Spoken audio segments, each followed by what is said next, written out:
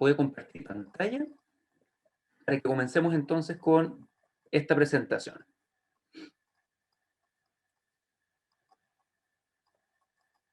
Confírmame, por favor, César, si ya se está viendo.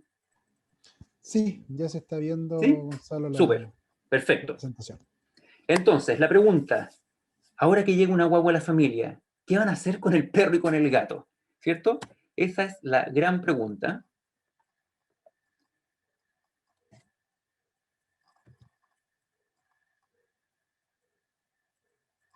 Déjenme un segundito.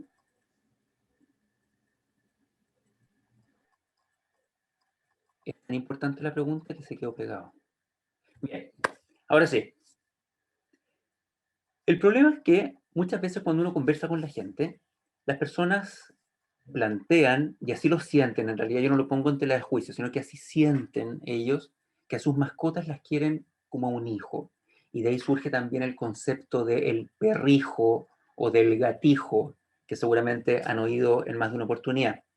Pero el problema se da cuando estas mismas personas, y que esto es una situación que ocurre a nivel mundial, no crean que es algo que ocurre solo en Chile, a veces tienden a justificar el abandono, porque en el fondo constituye efectivamente un abandono, el hecho de que se van a cambiar de casa a un departamento, o que se van del país por distintas razones, o que ya no tienen tiempo como para poder dedicarle adecuadamente a su mascota. Esto es independiente de la especie que se trate.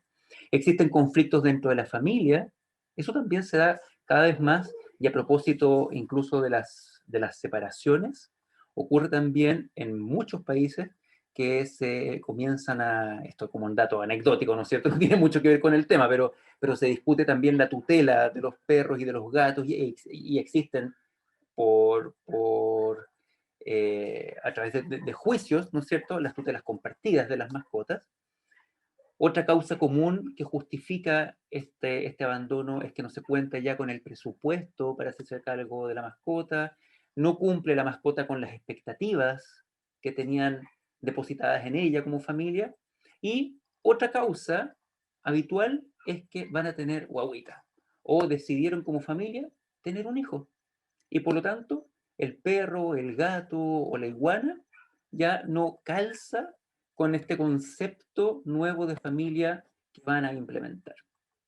Por lo tanto, este tema tiene, por supuesto, distintas aristas que es sumamente importante considerar. Entre ellas está la arista emocional, que es para nada despreciable. Por supuesto que existe también un componente sanitario que no podemos desconocer. Existe, por otro lado, el componente asociado al vínculo, que muchas veces tendemos a confundir también qué es realmente el vínculo entre el ser humano y el animal, entendiendo como vínculo una relación que tiene que dar beneficios de manera bilateral, tiene que ser absolutamente equilibrado idealmente. Y por supuesto, también el componente antrozoológico, que tiene que ver con la relación histórica que hemos ido construyendo entre los seres humanos y los animales, que por supuesto no es para nada nuevo, estamos hablando de una relación milenaria. Ahora, tenemos que entender también que estamos hablando de familia, y el concepto de familia que tiene múltiples acepciones, pero a mí me pareció que estas tres líneas logran ejemplificar bastante bien qué es una familia. Y una familia es un grupo de personas, es decir, pueden ser dos, el concepto más tradicional, porque después vamos a ver también, o ustedes sabrán que familia puede ser una persona más su mascota, ¿no es cierto? Pero el concepto más tradicional es un grupo de personas formado por una pareja que convive y tiene un proyecto de vida en común, y sus hijos cuando los tienen, ¿no es cierto? Es un concepto bastante simple de familia. Pero el concepto que debiésemos en este momento considerar es el concepto de familia multiespecie. No sé si han oído alguna vez hablar del concepto de familia multiespecie. Es un concepto relativamente nuevo, pero que considera, ¿no es cierto?, o reconoce esta familia que convive con animales y que no solo los tiene. Fíjense aquí el hecho de decir que esta familia convive. Y de hecho a mí me gusta mucho hacer esa salvedad, la tomo un poco de algunas conversaciones que he tenido con, o que le he oído al doctor Fabián Espínola, ¿cierto? Donde nosotros en estricto rigor debiésemos hablar de convivencia responsable, más que de tenencia responsable. Esta convivencia implica mutualismo. Como les decía, a propósito del vínculo, tiene que ser una relación bidireccional, donde lleva implícito, como dice en la lámina, un fuerte componente emocional, porque denota que los seres humanos, o sea, nosotros, somos capaces de empatizar y conectarnos emocionalmente con las mascotas.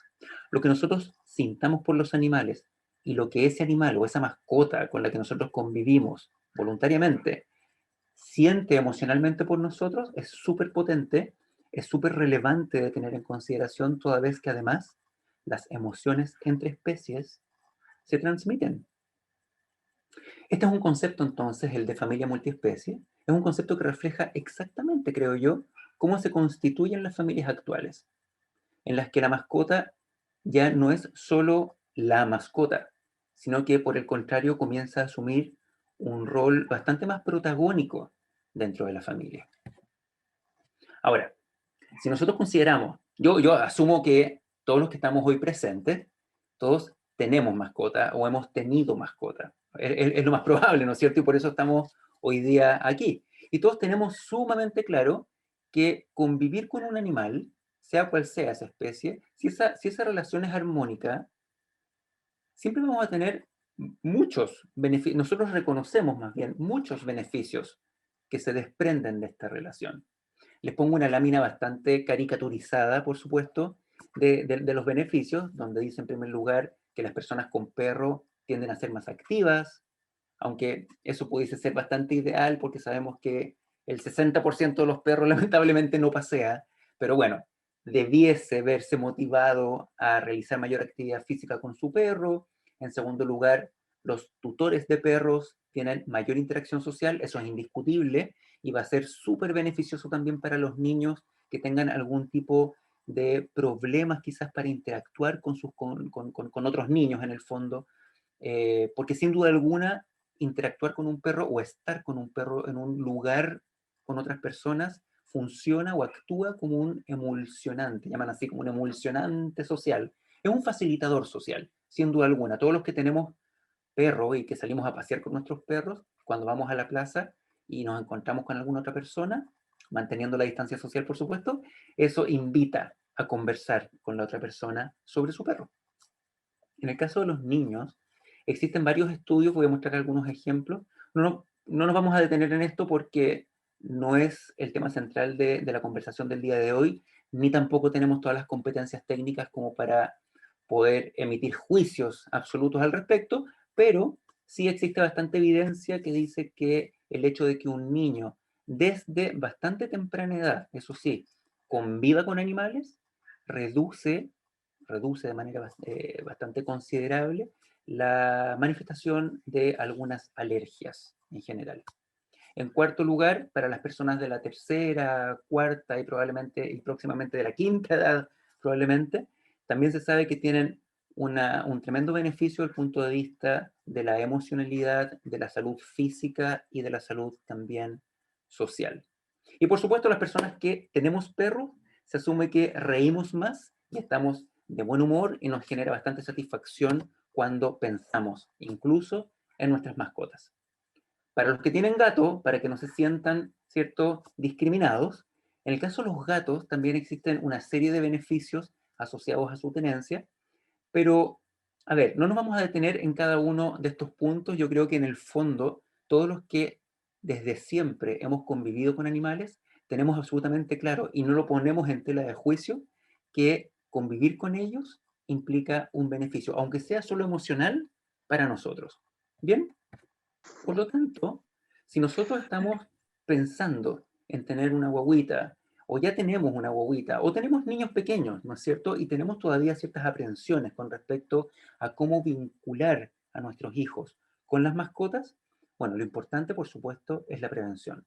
Y la prevención va a surgir de nuestra capacitación, de informarnos por las fuentes correctas, de intentar no quedarnos en los mitos o en las creencias más populares, sino que precisamente acceder a actividades como esta, que en el fondo buscan poder educarnos y poder transmitir la información de la manera correcta para disminuir, ¿cierto? En ningún caso vamos a poder eliminarlos de manera categórica, pero sí disminuir el riesgo de que ocurran accidentes o situaciones indeseadas. La conversación que estamos teniendo en este momento, obviamente, no es nueva, ¿no es cierto? Llevamos conviviendo con animales por miles de años. En el caso del perro, existe evidencia de que al menos tenemos una relación estrecha con él desde hace 30.000 años, ¿cierto? No es un tiempo, no es un tiempo despreciable, ¿cierto? Pero a pesar de eso, a pesar de que llevamos tantos miles de años conviviendo, todavía existen algunas situaciones que nos hacen tener problemas de convivencia. Fíjense como estamos viendo en la lámina, en la parte superior, los ejemplos de pinturas rupestres donde ya nuestros antepasados salían a cazar acompañados de protoperros, ¿cierto? O de lobos en el fondo. Fíjense que también los conquistadores cuando llegaron a América venían acompañados de perros bastante gigantescos, perros molosoides como los conocemos, que tenían no un propósito, por cierto, de compañía, pero ya existía una relación con ellos. Fíjense la realeza, donde antes tener perro era signo, por supuesto, de estatus, cómo los perros han estado involucrados involuntariamente en las ciencias, y también me llamó la atención este mosaico romano. Imagínense la cantidad de años que tiene, pero ¿saben lo que me llamó la atención de esta imagen? Es que el perro está con correa. Para mí eso me llamó mucho la atención, donde ya existía probablemente no solamente el concepto de propiedad, ¿no es cierto? Pero un poco haciendo la ejemplificación con el concepto de tenencia responsable. Y en el caso de los gatos, fíjense también, la relación también es milenaria.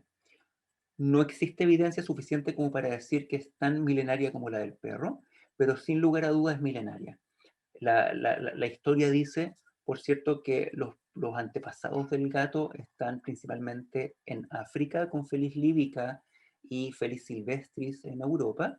El gato, en el caso de Egipto, era símbolo de deidad, básicamente porque, como muestra la imagen inferior derecha, el gato protegía de las plagas, ¿cierto? Los gatos estaban asociados a los graneros, al acúmulo de alimento en los silos, y eso ya era suficiente como para venerar a estos animales que protegían el alimento del ser humano.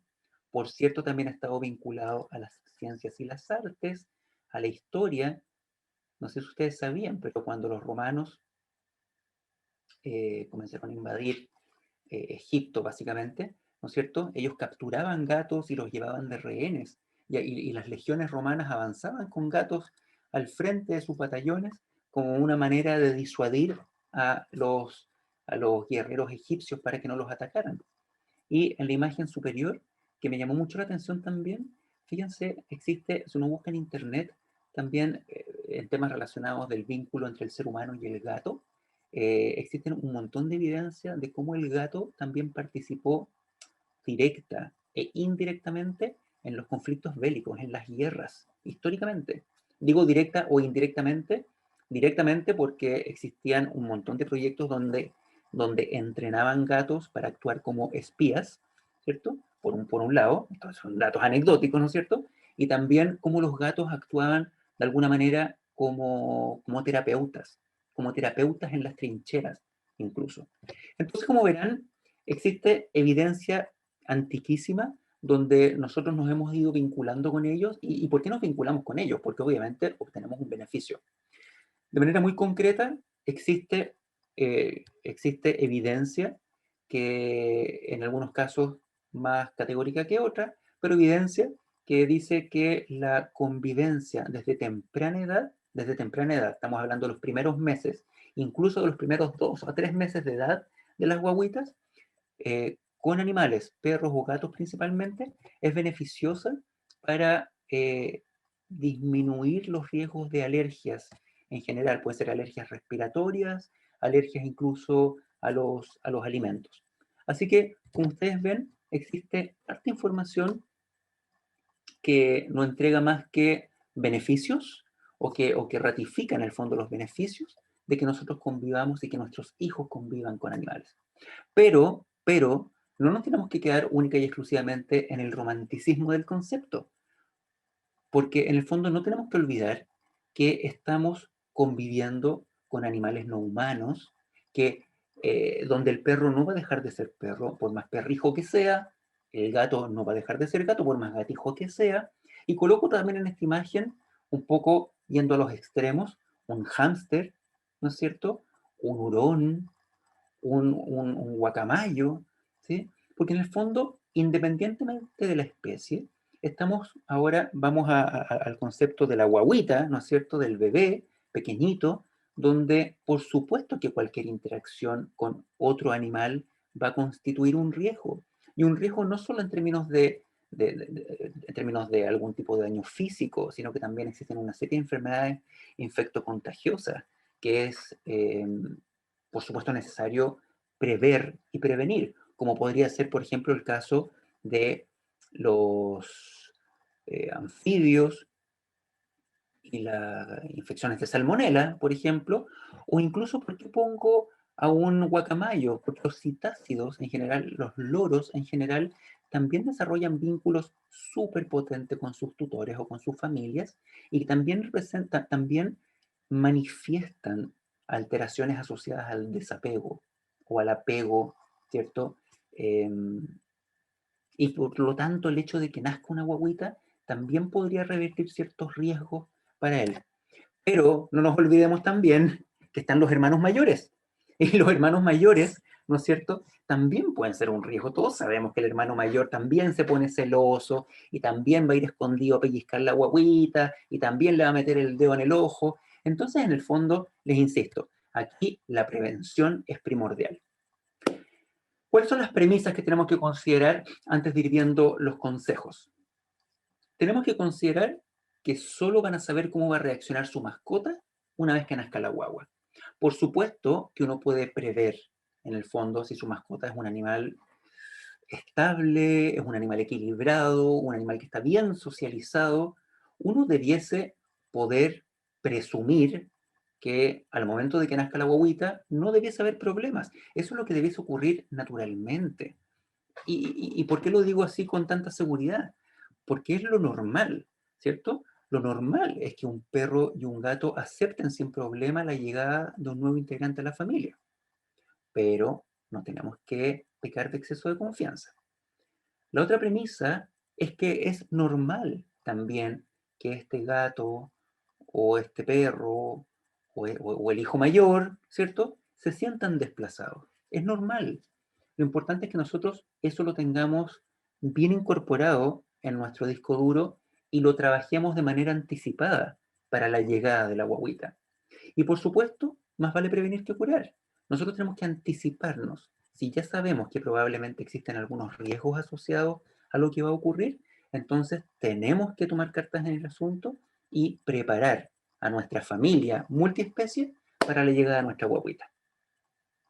Quiero aprovechar esta lámina para agradecer, ¿cierto?, muy sinceramente, la excelente disposición con la que Ana y su familia, que es quien está en la imagen de la izquierda junto a Chiqui, más adelante a la familia de Cristín Rojas, junto a su hijo también, y a mi señora, que está en la foto de la derecha, ¿no es cierto?, quienes amablemente me permitieron compartir con ustedes algunas imágenes que son súper íntimas para poder compartir y conversar lo que nos reúne el día de hoy.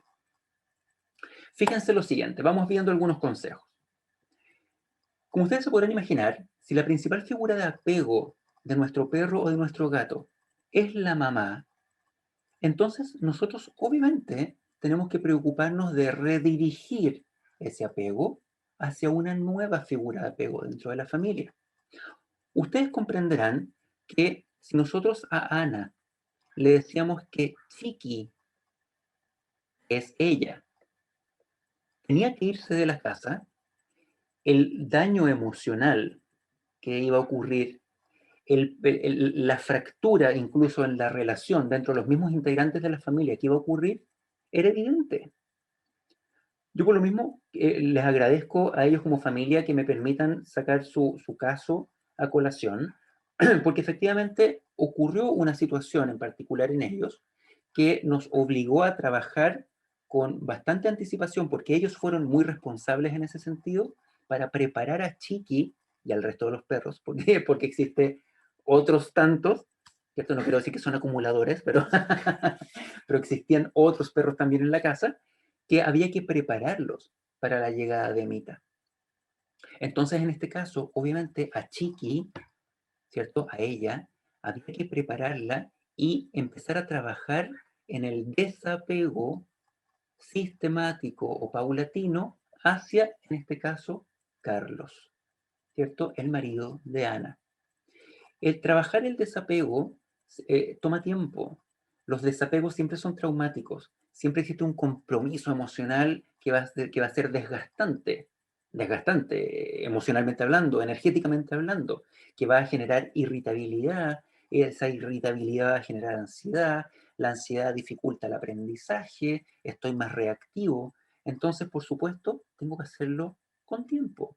Y y trabajar el desapego para generar un nuevo apego implica que esta nueva persona tiene que querer apegarse también, en este caso, a Chiqui.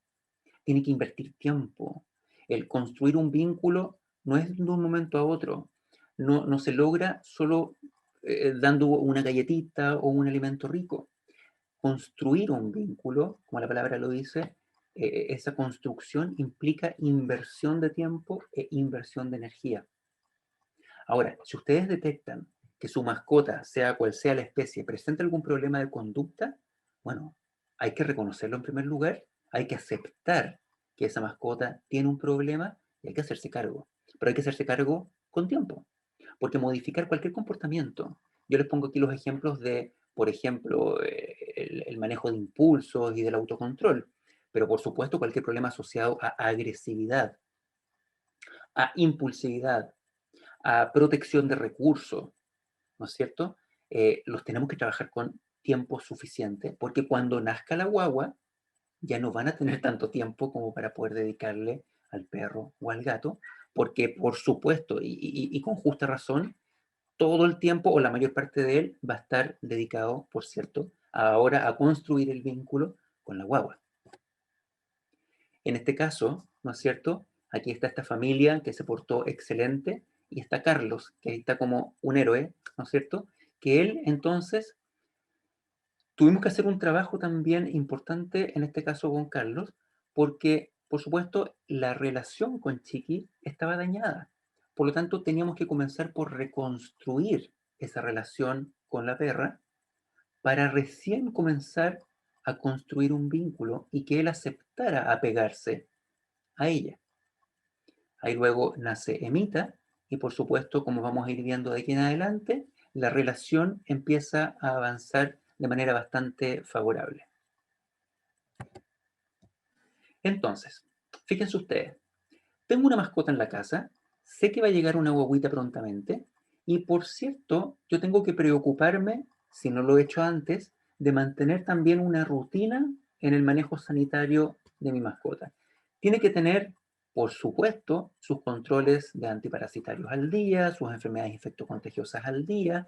La salud oral, fíjense, también es súper importante.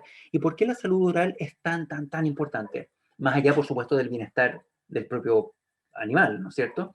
Porque, por supuesto, la exploración de los gatos y de los perros hacia la guaguita va a ser no solamente a muy corta distancia, sino que con mucho lamido, a veces con mucho mordisqueo, ¿no es cierto? Y por lo tanto, tengo que asegurarme de que a nivel oral no existe una carga bacteriana que pueda implicar un riesgo, por supuesto, para la guagua. Esterilizar. Ya todos sabemos todos los beneficios asociados a la esterilización como mecanismo de control de la población, eso no está en discusión, pero por otro lado también sabemos que los animales esterilizados tienden a ser bastante más pasivos por un lado, menos territoriales, hay menos protección de recursos, tienden a ser bastante más amigables de alguna manera. Habituarlo, perdón, habituarlo al corte de uñas es súper importante, tanto a gatos como perros. Existen algunos profesionales. En Estados Unidos, por ejemplo, es mucho más habitual que los gatitos utilicen fundas en las garras. La verdad es que eso en Chile no logró generar mucha adhesión. Resultaba en general bastante incómodo o se les salían las fundas a los gatos. La verdad que lo más simple y lo más apropiado es habituar a nuestro gato a que esté con las uñas cortitas,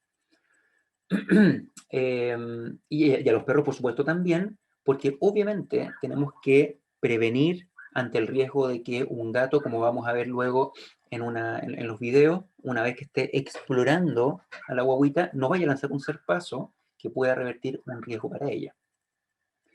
Enseñarle, idealmente, a los perros que cuando interactúan o cuando saludan a una persona, lo tienen que hacer en calma, ¿cierto? Esa cosa de llegar a la casa e invitar a que el perro nos salte encima y se nos pare en dos patas y que ojalá lo tengamos que tomar en brazo, todo eso cuando estén con la guaguita en brazo no lo van a poder hacer o lo van a poder hacer menos.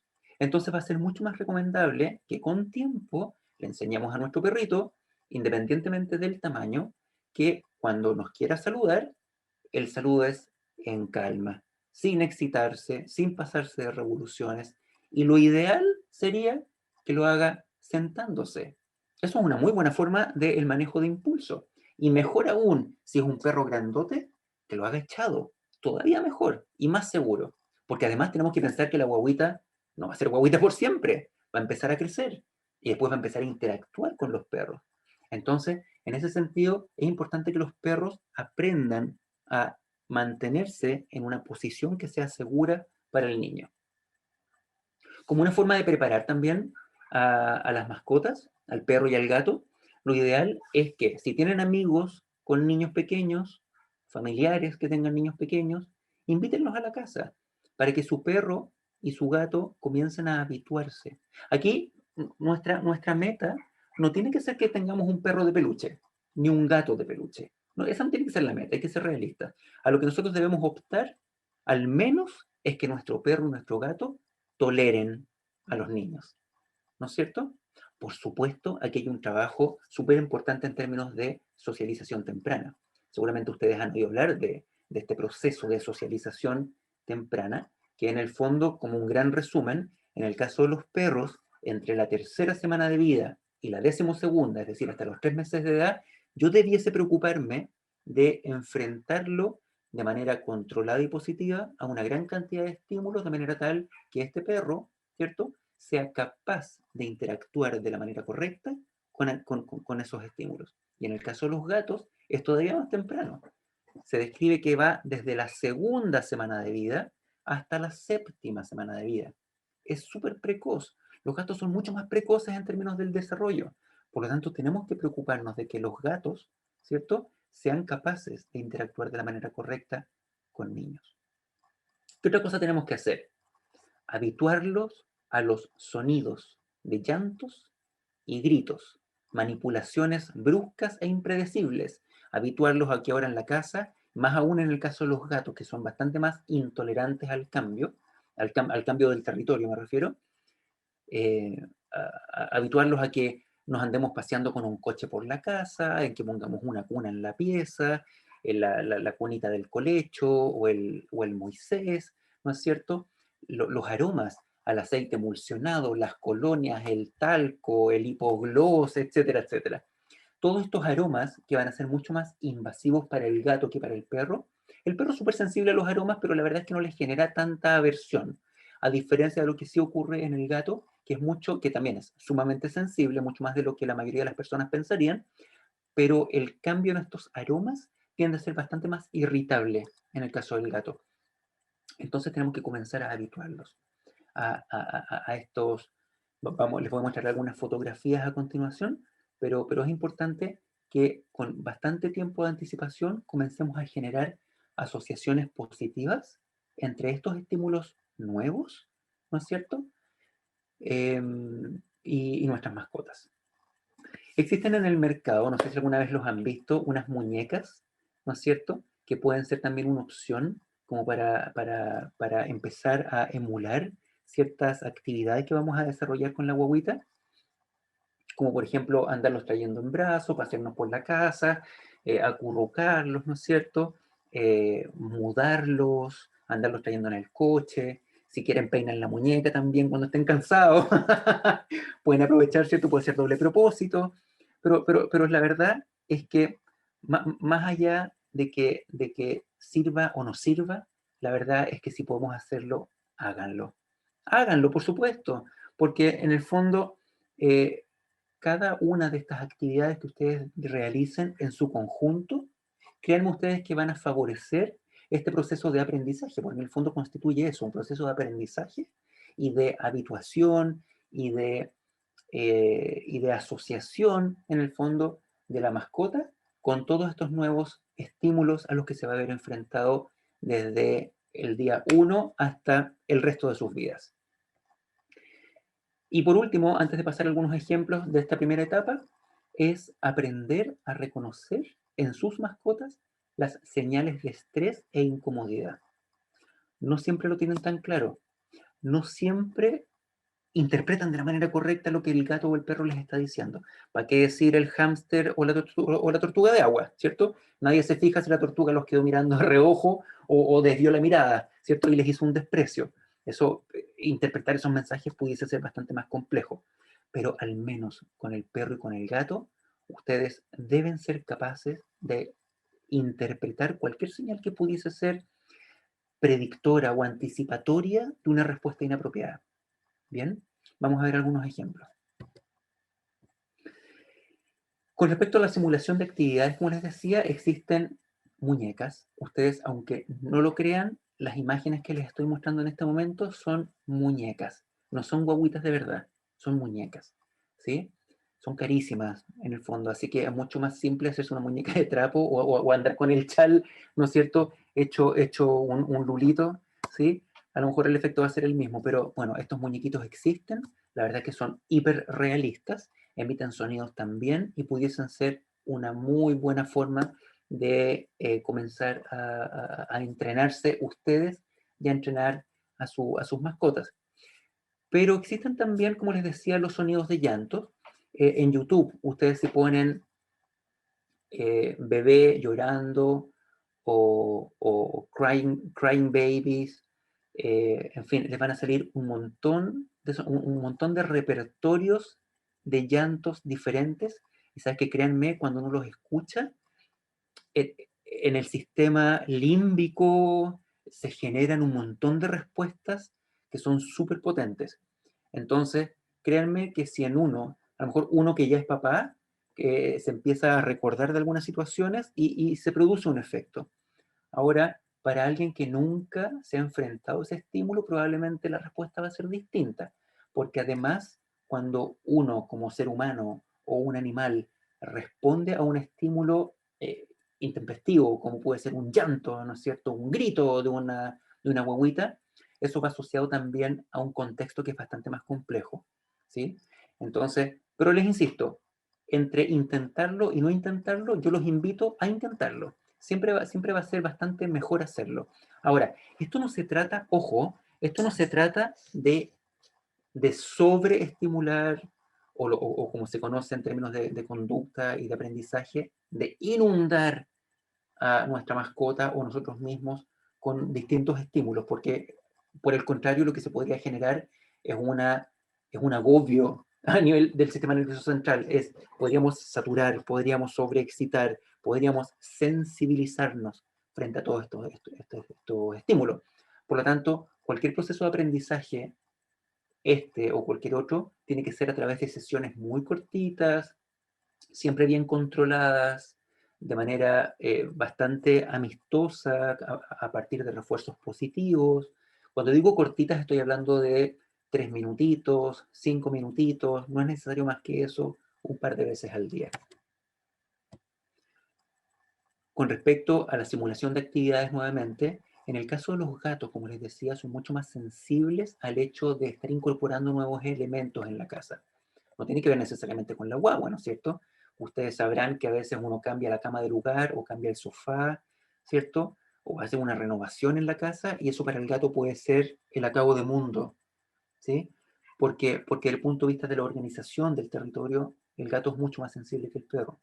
Entonces, una vez que ustedes pongan la cuna, que pongan el Moisés, que pongan el mudador en la casa, si en el caso que estamos viendo aquí está Rita, acá está Margarita, ¿cierto? Y si se quieren acostar en la cuna, bueno, bienvenido sea, porque por supuesto que si estos animales empiezan a interactuar con estos elementos nuevos de la casa, se va a generar automáticamente una relación positiva con este nuevo elemento. Por supuesto. Pero por el contrario, si cada vez que el gato, que la Margarita o que la Rita se acercan a la cuna, yo, ¡sale de ahí! ¡Córrete! ¡Aléjate! ¡Vas a dejar con pelo! ¡Que está sucio! Entonces, claro, obviamente, eso por el contrario, lo que va a generar es una relación negativa.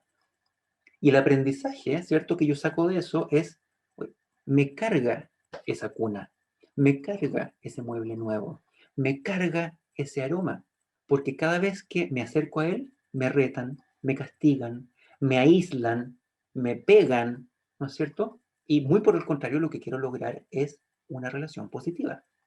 En la imagen superior derecha, lo que estamos viendo es algo también que le recomendamos a Ana, ¿cierto, Carlos?, que hicieran. En el fondo, desde los primeros días, incluso desde el día del nacimiento, mientras aún están en el hospital, ojalá una persona pueda llevar unos pañales usados, por supuesto, con el aroma al pipí y a la caca de la guagüita. Porque, claro, esta imagen es de un perro que se encontró un pañal en la playa, ¿no es cierto? No es el caso. Pero la idea es que nosotros comencemos también a presentarle indirectamente a la guagua. Eso sería lo óptimo. Eso sería lo óptimo.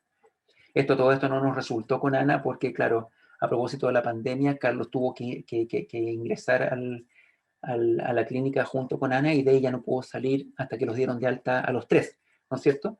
Pero el concepto es el siguiente: se toma pañales usados, se guardan en una bolsita sellada, lo mismo que como se ve en esta imagen de abajo, un piluchito sucio, usado, con olor a la guagua, con olor a pipí, con olor a transpiración, ¿cierto? Y se lo presento a la mascota y permito que lo olisquee, si quiere que se refriegue, que lo huela tanto como quiera.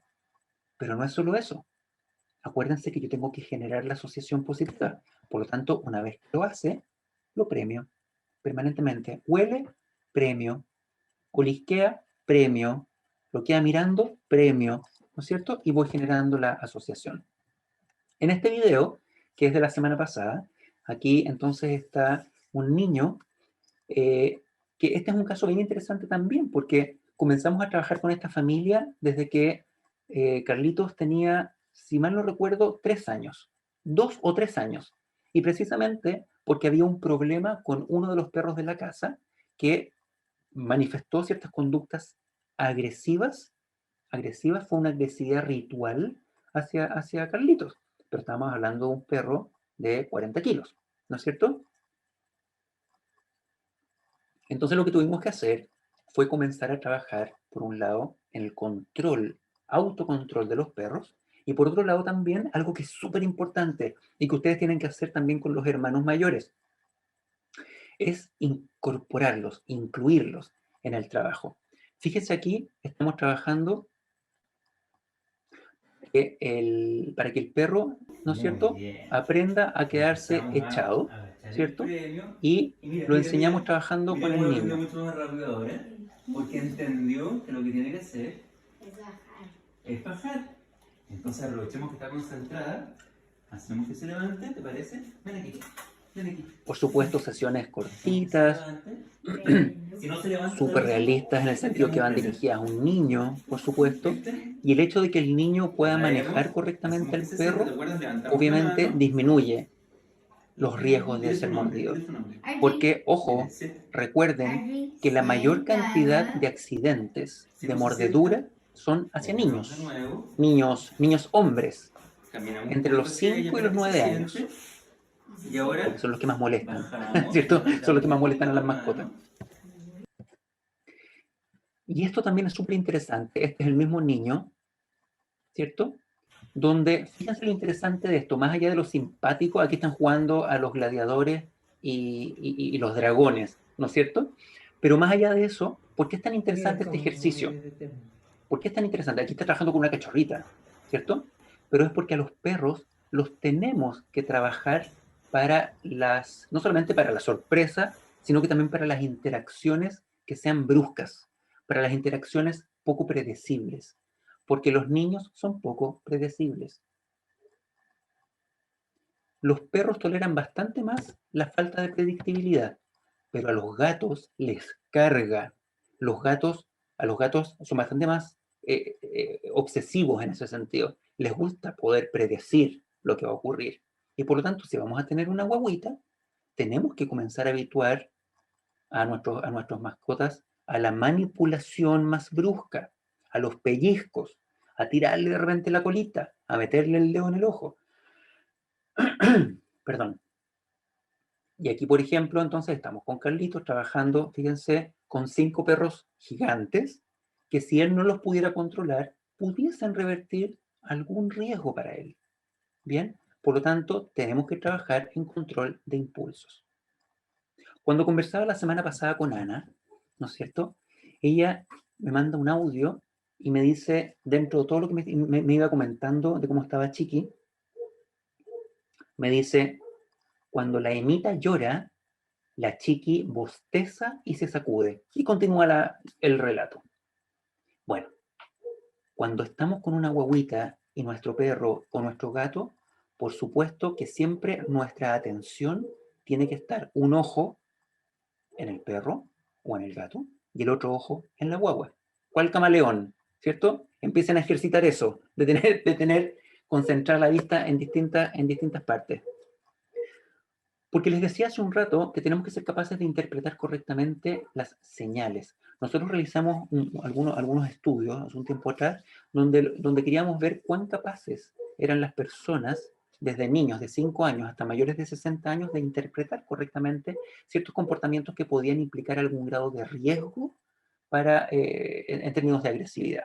¿No es cierto? Tanto en perros como en gatos. Y bueno, existe alrededor de un 40% de la población que presenta mayor riesgo de resultar mordido porque no son capaces de interpretar de la manera correcta estos mensajes. Y lo que me comentaba Ana en esa oportunidad, ¿cierto? De que Chiqui, cuando la Emita llora, bosteza y se sacude, es lo que se conoce como señales de calma.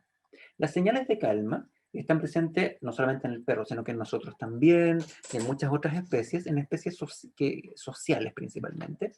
Son señales que se presentan cuando nos vemos enfrentados a una situación que nos genera cierta tensión. Cuando nos sentimos incómodos. Cuando uno dice el aire estaba que se cortaba con un cuchillo, ¿no es cierto? Entonces, nosotros lo que hacemos para intentar disolver un poquitito esa tensión, para romper esa situación que nos mantiene tensos, entonces lo que hacemos es expresar este tipo de conductas. Por eso se llaman señales de calma. Y precisamente algunos ejemplos de señales de calma son bostezar, en el caso del perro, bostezar, sacudirse, relamerse los labios, levantar una patita, ¿sí? Todas esas son las más habituales. Desviar la mirada, ¿sí? Digo, a veces uno queda mirando un perro fijo y el perro desvía la cabeza y la mirada. Esas son señales de calma, ¿cierto? Entonces tenemos que hacerle caso a esas señales. Ojo con eso. Y en el caso de los gatos, ellos no tienen señales de calma tan evidentes porque acuérdense, el gato, aunque puede vivir en sociedad, no es una condición sine qua non para el gato. Al gato, a lo que tenemos que tener atención es que si nos presenta cualquier señal de incomodidad, lo que tenemos que hacer en el fondo es permitir que se vaya.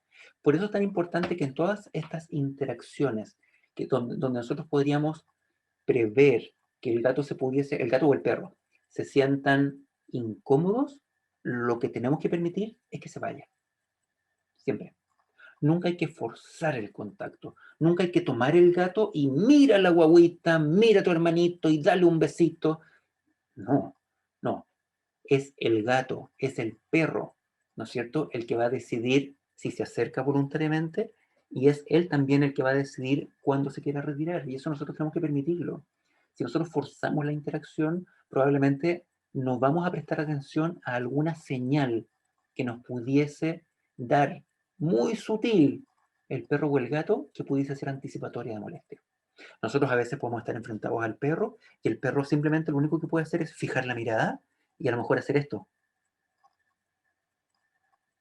¿cierto? Y esa pequeña retracción del labio pudiese ser un signo suficiente como para que nosotros cortemos la interacción, o un gruñido de muy baja intensidad, ¿cierto? Pudiese ser suficiente para que prestemos atención. No tenemos que castigarlo, porque está bien que nos avise. Ojo con eso. No tenemos que darle un golpe. No, al contrario, tenemos que hacerle caso. Porque si nosotros castigamos esas señales, por un lado lo voy a indisponer a la relación con el niño, y por otro lado lo que va a ocurrir es que el perro va a comenzar a dejar de avisarnos en el fondo. Y eso no tiene que ocurrir. Muchas veces también nosotros decidimos utilizar algunas puertas o barreras, ¿cierto? Estas puertecitas de seguridad. La guagüita va a ser muy pequeñita, por supuesto, todavía no se va a mover, pero si queremos evitar de que el perro entre a la pieza de la guagua o que el gato entre, entonces podemos utilizar estas puertas de seguridad, pero siempre va a ser recomendable de que la puerta permita el acceso visual, ¿cierto? Hacia el dormitorio. Porque lo que no tenemos que hacer es que se sientan aislados. O sea, ya se van a sentir aislados por el hecho de que estamos prestando muchísima más atención ahora a la guagua. Pero tenemos que permitir que la exploración visual al menos continúe. Ellos quieren seguir haciéndose parte de lo que ocurre en la casa. Y eso tenemos que potenciarlo, permitirlo y reforzarlo. Cuando nazca la guaguita, antes de regresar a la casa, lo ideal, como les decía, es que alguien llevara cosas con olor. Pueden ser, miren, si no es un pañal o no es un pilucho, puede ser un algodoncito. Un algodoncito, pásenselo por el cuerpo a la guaguita. Ahora, no da lo mismo por donde le pasen el algodoncito. Si el algodoncito se lo pasan por la cabeza, va a ser mucho menos valioso así se lo pasan, por ejemplo, por la zona perianal y axilar. La zona axilar, las zonas que son más glandulares, ¿no es cierto? Las axilas, la ingle, la zona perianal, ¿cierto? Comunica mucho más que otras partes del cuerpo. Entonces, en ese sentido, también lo pueden hacer con un algodoncito. Bueno, cuando regresen a la casa, intenten que quien entra a la casa con la guagüita no sea la mamá. ¿Y por qué? Porque la mamá ha estado fuera 3 días, 4 días, a lo mejor se fue cesárea, ¿no es cierto? Y recuerden que si el perrito o el gato era su figura de apego, era la mamá, entonces la mascota va a estar súper ávida y súper excitada por saludar a su ser de apego, a la mamá en este caso. Entonces, ojalá la mamá pueda efectivamente al momento de llegar a la casa dedicarle tiempo al perrito o al gato para saludarlo y estar unos minutos con él. ¿Bien? Y por lo tanto, quien llegue con la guagüita, el papá o la persona que haya acompañado a la mamá, ¿no es cierto? Permitan que la mascota explore la guagua. Es normal que quiera explorar. Tenemos que permitirle. Todos quieren conocer a la guagua. La familia, los vecinos, los tíos, los amigos, todos quieren conocer a la guagua. Bueno, el perro también quiere conocerla. El perro la conoce desde antes que nosotros. Y vamos a verlo a continuación, ¿cierto? Ellos no han visto las ecografías, pero la han olido, ¿cierto? Por lo tanto, es importante que permitan que la conozca. Fíjense aquí, Chiqui. A mí me encanta esta foto. La verdad es que uno mira la foto y lo que genera es ternura, en el fondo. Uno no ve riesgo en esta imagen, ¿cierto?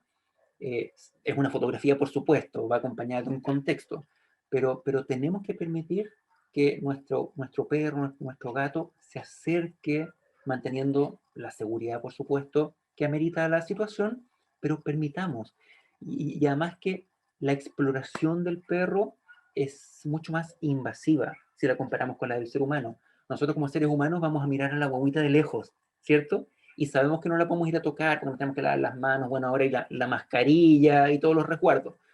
Pero el perro necesita acercarse y olisquearla muy de cerca. Y lo mismo con el gato. Por lo tanto, y el otro consejo es que, en este caso, como lo hacía Carlos, ¿cierto? Que es la persona que asumió este nuevo apego con Chiqui, tiene que preocuparse de mantener las rutinas que mantenían antes de la llegada de Emita. Los perros necesitan seguir paseando. Los perros necesitan que les sigan prestando atención, que sigan jugando con ellos, que los sigan cepillando, ¿no es cierto? Que sigan regaloneando con ellos. Eso es propio de cualquier relación social. Los perros comienzan a percibir los cambios mucho antes del nacimiento, ¿no es cierto? Estas imágenes, como vemos aquí a Chiqui con Ana, donde los perritos descansan, y los gatos también, ojo, y descansan sobre la guatita de la mamá, y la olisquean, la lamen, descansan sobre ella. Los perros tienen una capacidad sensitiva, sensorial, sumamente, a ver, es imposible llegar a imaginar lo que es para ellos el sentido del olfato. Es imposible. Es imposible que logremos empatizar con ese sentido. Los perros, obviamente, no tengo la certeza ni la evidencia, pero sí sabemos que son capaces de identificar los aromas que pudiesen llegar a producir, por supuesto, los cambios hormonales, por ejemplo, en la madre. Existe, por supuesto, un cambio además físico, actitudinal y conductual en la madre y en el entorno familiar que obviamente el perro percibe. El video que les voy a mostrar ahora es mi experiencia, este soy yo, cuando llegamos con mi hija a la casa, esto fue hace 5 años atrás. Esto es, aquí venimos llegando de la clínica, ¿cierto? Quien trae el huevito soy yo, mi señora es la que está filmando, y lo que vamos a hacer ahora es dejar el huevo en el piso, sacar la manta y permitir que la selva con la que cohabitamos comience a explorar a la Igna. Veamos algunos detallitos, fíjense.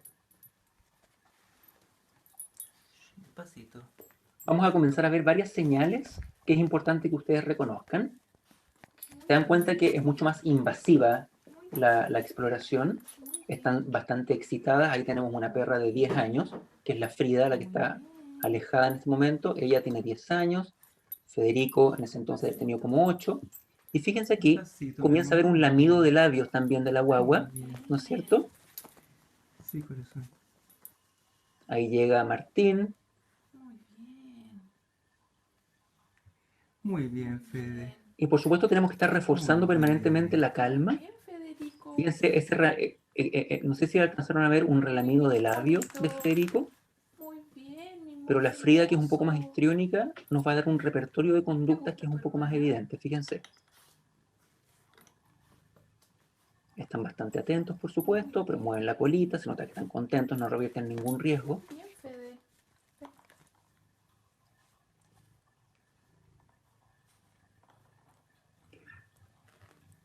Ese movimiento del hociquito que hace así, fíjense, hace así. Eso se llama tonguing, por la lengua, golpes de la lengua. Despacito. Lo que está haciendo en este caso es Despacito. olisquear. Hija, Olisquear. despacito. Miren, bostezo. ¿Se fijaron? Bostezo, relamido de labios, rasqueteo. Todas esas son señales de calma. Está excitada, obvio. O sea, ¿qué es esto que llegó a la casa? ¿Esto que me trajeron? La Frida era, bueno, es perrija, ahora tiene 14 años, ¿no es cierto? Entonces, a cada una de esas señales, nosotros tenemos que prestarle atención. Fíjense ahora, Frida nos sigue dando otras señales. Es una exploración súper invasiva. Fíjense la zona de exploración, es la zona oral. No se van a las manos. Fíjense, tonguín, ¿cierto? Castañueleo de labios. Muy bien, monito. Rasqueteo, relamido de labios.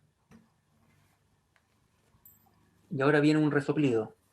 Ahí, resoplido. Todas esas son señales de calma, que les tenemos que estar prestando atención. Porque en el fondo, claro, nos está diciendo, sí, estoy tenso, estoy excitado, ¿qué me trajeron? Pero en el fondo no hay ninguna señal que me haga sospechar de que existe un riesgo asociado a esa interacción. Pero no me puedo descuidar, por supuesto. Ahora, uno podría decir, ya, pero son perros chicos. Bueno, no importa, esta es una niña que tiene 3 días de nacida, ¿no es cierto? Entonces, una mordida, un rasguño de un perro grande, un perro chico, va a revertir un riesgo igual, ¿no es cierto? Aquí empiezan a llegar los gatos. Esto dura mucho rato, dura mucho rato, ¿no es cierto? Entonces, en el fondo, tenemos que permitir que exploren. Ahora, por supuesto, siempre atentos, porque claramente en el exceso de confianza, en este contexto y en cualquier otro, se favorecen los accidentes, ¿sí? Ahora, la exploración del gato es bastante más pasiva, el gato es bastante más cauteloso. Ahí está acostada está la Rita, que le dio lo mismo, ¿cierto? Ahí tenemos una gatonalidad distinta, pero la gatonalidad de la Margarita, fíjense, también hubo relamido de labio, ahí está el Federico y la Frida, que son más cargantes, ¿sí? Aquí encuentro que cometimos el error de que en el fondo era mucho estímulo. Mucho estímulo, en el fondo, Margarita debió haber podido conocer a la guagua sin la presencia de los perros. O sea, poder enfocarse solamente en la guagua. Pero el gato es mucho menos invasivo, es mucho más pasivo en ese sentido.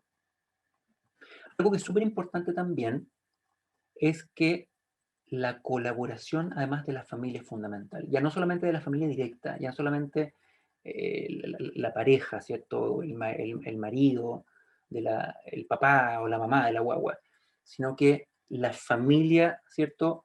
Los tíos, los abuelos, los hermanos, también tienen que ser bastante protagónicos en este trabajo de vinculación. Eh, la, Como les decía, la colaboración de la familia es fundamental y la conversación con ellos sobre el tipo de relación que ustedes mantienen con sus mascotas deben tenerla antes de la llegada de la guagua. Antes. Cuando llegan con la guaguita a la casa, no es el momento de ponerse a discutir qué van a hacer con el perro y con el gato y cómo van a permitir que lo conozca y dónde va a dormir la guagua y dónde va a dormir el perro. No, ya decíamos que todo esto debió comenzar meses antes, meses, porque el día que llega la guagua a la casa es súper estresante para ustedes, o sea, para los papás, súper estresante, más aún si son papás primerizos. O sea, así fue para todos nosotros. Entonces, no sumen más presión, conversen con sus papás, con los abuelos, ¿no es cierto? De qué esperan ustedes de la relación. Los papás, los tíos, los primos y los vecinos van a opinar. Siempre van a opinar. Este caso que les estoy mostrando aquí, que es Emita, ¿cierto? Con Chiqui, no fue la excepción. Había un conflicto, había un problema, pero había que trabajarlo con tiempo y era súper importante, ya les decía en términos de vínculo, lo que ocurría entre Ana y Chiqui. Y fue súper bonito también cómo la familia finalmente, habiendo trabajado varios meses por supuesto también, ¿cierto? Cómo la mamá de Ana también finalmente forma parte de este equipo colaborador y también participa en el proceso de vinculación. Ahora, no solo que lo conversen con la familia, sino que conversenlo entre ustedes, conversenlo con su marido, con su esposa, con su pareja, con el pololo, la polola, ¿cierto? Conversenlo antes, porque también obviamente va a haber diferencias. El vínculo se construye desde el primer día, desde antes que nazca la guagua, en el caso de los perros incluso, pero toma tiempo, no es algo automático, requiere de invertir mucho tiempo. Nosotros tenemos que ser facilitadores de este proceso. La calidad de siempre a un Este precio proceso conveniente. puede tomar meses, ¿cierto? Puede ser sumamente largo. Así que ojo con eso. Ustedes permitan y faciliten que esto ocurra. Si el Federico quería ir a acostarse con la Ignacia, bueno, permítanlo. Por supuesto que ustedes tienen que estar ahí, ¿cierto? No hacer cosas que el gato se la acueste en la cara o encima o el perro, ¿sí? Por supuesto. Pero tenemos que permitir ese vínculo. Si la guaguita está tomando leche, ¿cierto? O está comiendo y el perro quiere estar ahí, bueno, preocupémonos de que el perro no le coma la comida, no le tome la leche. Pero por supuesto que va a ser súper favorable, porque el vínculo que se construye desde muy temprana edad, más allá de los beneficios que pueda decir la ciencia pediátrica al respecto, ¿cierto? En términos de prevención de ciertas alergias, como les decía, en términos del vínculo es súper importante. Ahora, Ya les decía que estar en presencia de la guagüita para la mascota tiene que ser una experiencia positiva. Ya les decía, o sea, si se quieren acercar, si quieren interactuar, bueno, facilítenlo, refuércenlo positivamente. Pero aquí, ayer cuando miraba este video, no solamente me di cuenta que no tenía canas, pero también me di cuenta que como el Federico le mordía las patitas a la Ignacia. Claro, pero era todo súper positivo, era todo entretenido, era súper enriquecedor. Claro, a este nivel no para la guagua, pero sí para el perro. Y eso obviamente va a ser una antesala de lo que va a ocurrir más adelante cuando la guaguita comience a interactuar. Y en el caso de los gatos, ya estoy terminando, en el caso de los gatos, siempre uno se pregunta, los que tenemos gatos, mi señora es súper gatera, ¿cierto? Sabemos que los gatos, obviamente, también forman relaciones sociales. Yo les decía que los gatos no tienen la necesidad de construir una relación social, pueden vivir solos también perfectamente. Pero si construyen una relación social, o si viven, por determinadas razones que no vamos a entrar en detalle ahora, por si viven en sociedades, construyen vínculos muy potentes. En este caso, tenemos a la Igna, aquí está con el Martín, aquí está con la Margarita, que se está sacando una selfie, que aquí seguramente le sacó el celular a la Claudia, aquí están mirando al infinito, ¿cierto? Entonces, obviamente, los gatos también, si están bien socializados, ojo con eso, si nos hemos preocupado de socializarlos correctamente y hemos sido tutores responsables en ese sentido, entonces el gato lo más probable es que también va a construir un vínculo con el niño o con la niña. Por supuesto que sí. Bueno, y no se llegan a imaginar la relación que tiene mi hija al día de hoy con la Margarita. Entonces la socialización temprana, tanto de las mascotas como de la guagüita, es fundamental. El proceso de socialización temprana de los niños es un proceso que es mucho más largo, por supuesto. Dura años, ¿cierto? Dura 7 u 8 años como periodo crítico inicial.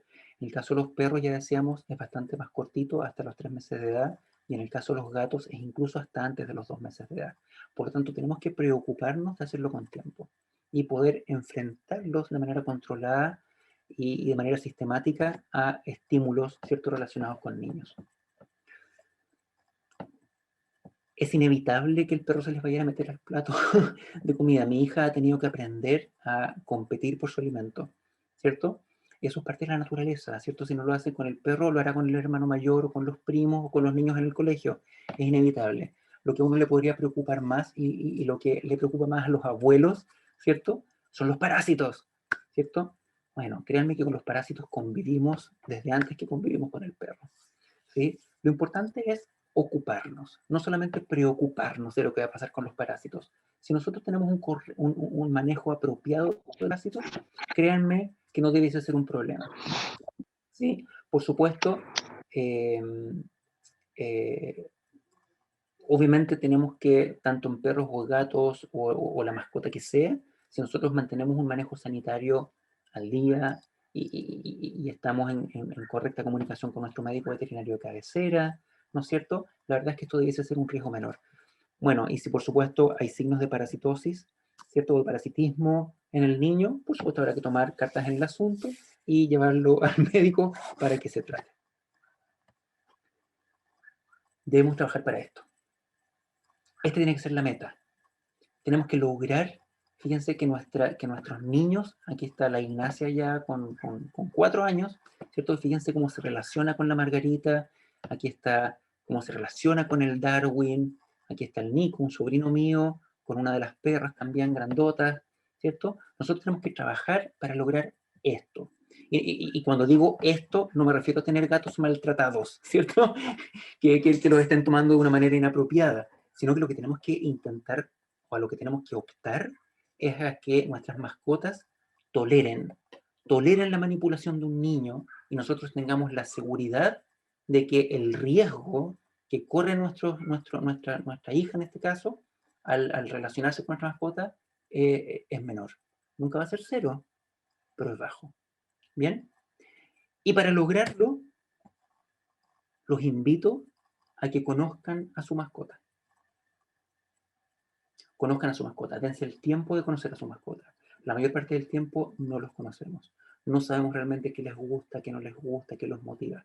Si ustedes le dedican el tiempo de la manera correcta para poder conocerlos, créanme que la relación va a ser sumamente armónica y la relación que van a tener también con sus hijos va a ser maravillosa.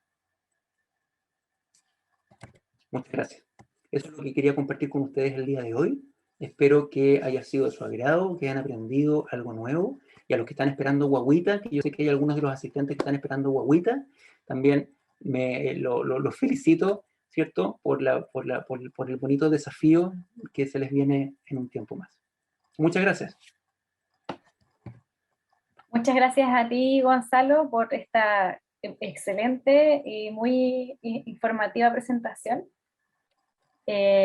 Muchos datos útiles para mí también. Ahí no sé si vieron a mi hija. Nosotros tenemos un perro, 2 gatos y una guagua. Así que anoté muchas cosas.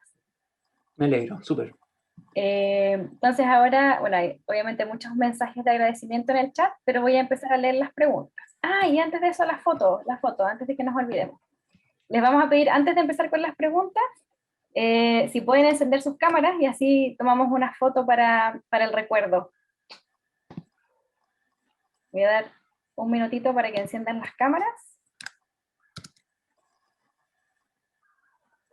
Y se arreglen el pelo. Yo me veo como que no tuviera pelo con este fondo, pero...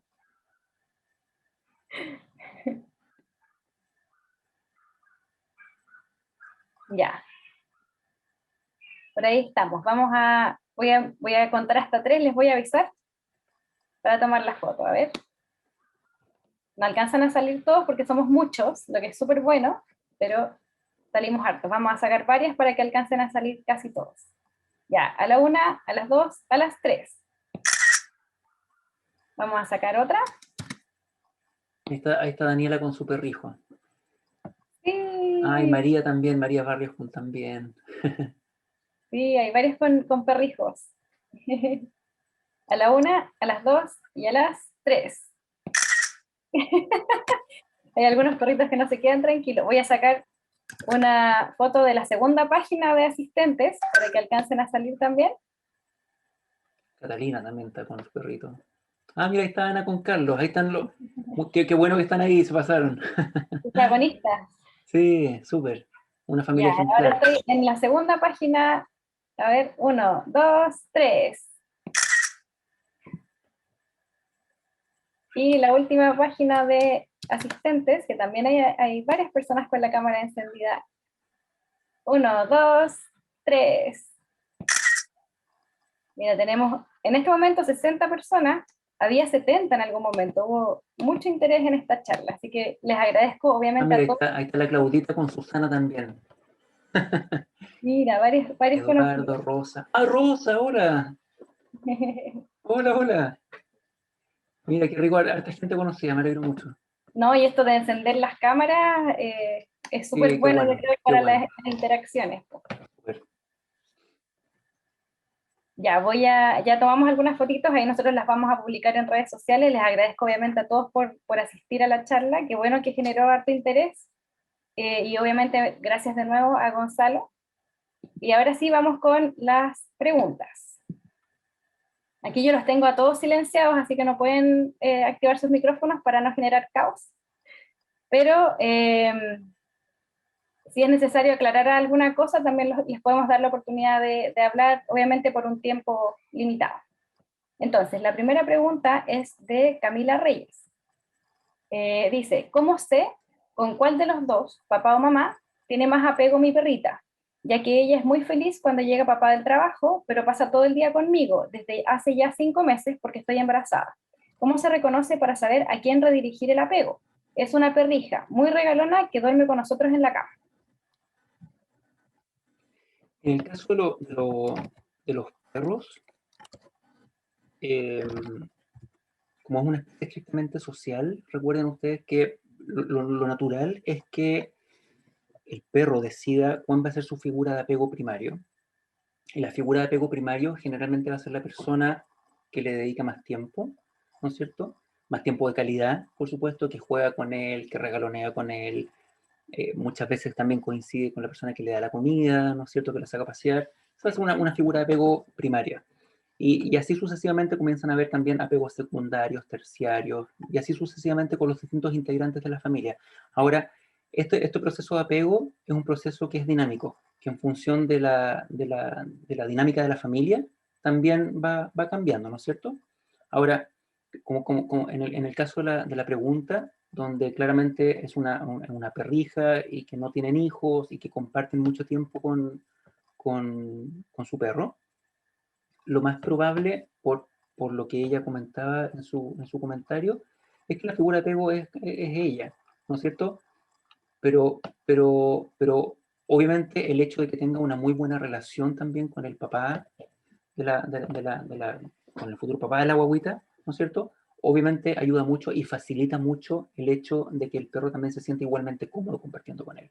Entonces, en ese sentido no hay problema. Si la situación se da cuando el perro o el gato tiene una figura de apego dentro de la familia y con el resto de los integrantes no tiene una relación muy potente. Eso es más complejo porque hay que comenzar a construir una relación y eso toma más tiempo. Igual aquí yo voy a ir interactuando un poco para hacerlo más dinámico, pero con respecto a esa pregunta, independientemente de quién es la figura de apego actual, como ella es la que está embarazada y es la que va a tener que dedicarle obviamente mucho más tiempo a la guagüita en un inicio, lo lógico sería, de todas maneras, reforzar el apego con el padre, me imagino. Por supuesto, absolutamente.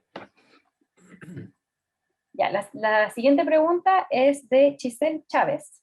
Dice, hola, estoy embarazada de 7 meses y recibí en adopción a un cachorrito de 3 meses. ¿Cómo ir evolucionando con la crianza de ambos bebés? Gracias. Sí, pues claro, ahí va a tener 2 guaguas, ¿no es cierto? En el fondo, a propósito de, claro, casi vamos a tener mellizos. En el fondo, su cachorrito de 3 meses finalizó recién el proceso de socialización temprana, lo que no quiere decir que ya no continúe socializando, esto es un proceso permanente en el tiempo, pero obviamente si tiene un cachorro, es ahora el momento en el que Chisel tiene que preocuparse de comenzar a exponer a su cachorro a niños, ¿no es cierto? Porque claro, un cachorro luego de 5 meses, cuando nazca la guagua, va a ser mucho más impulsivo probablemente que un perro adulto.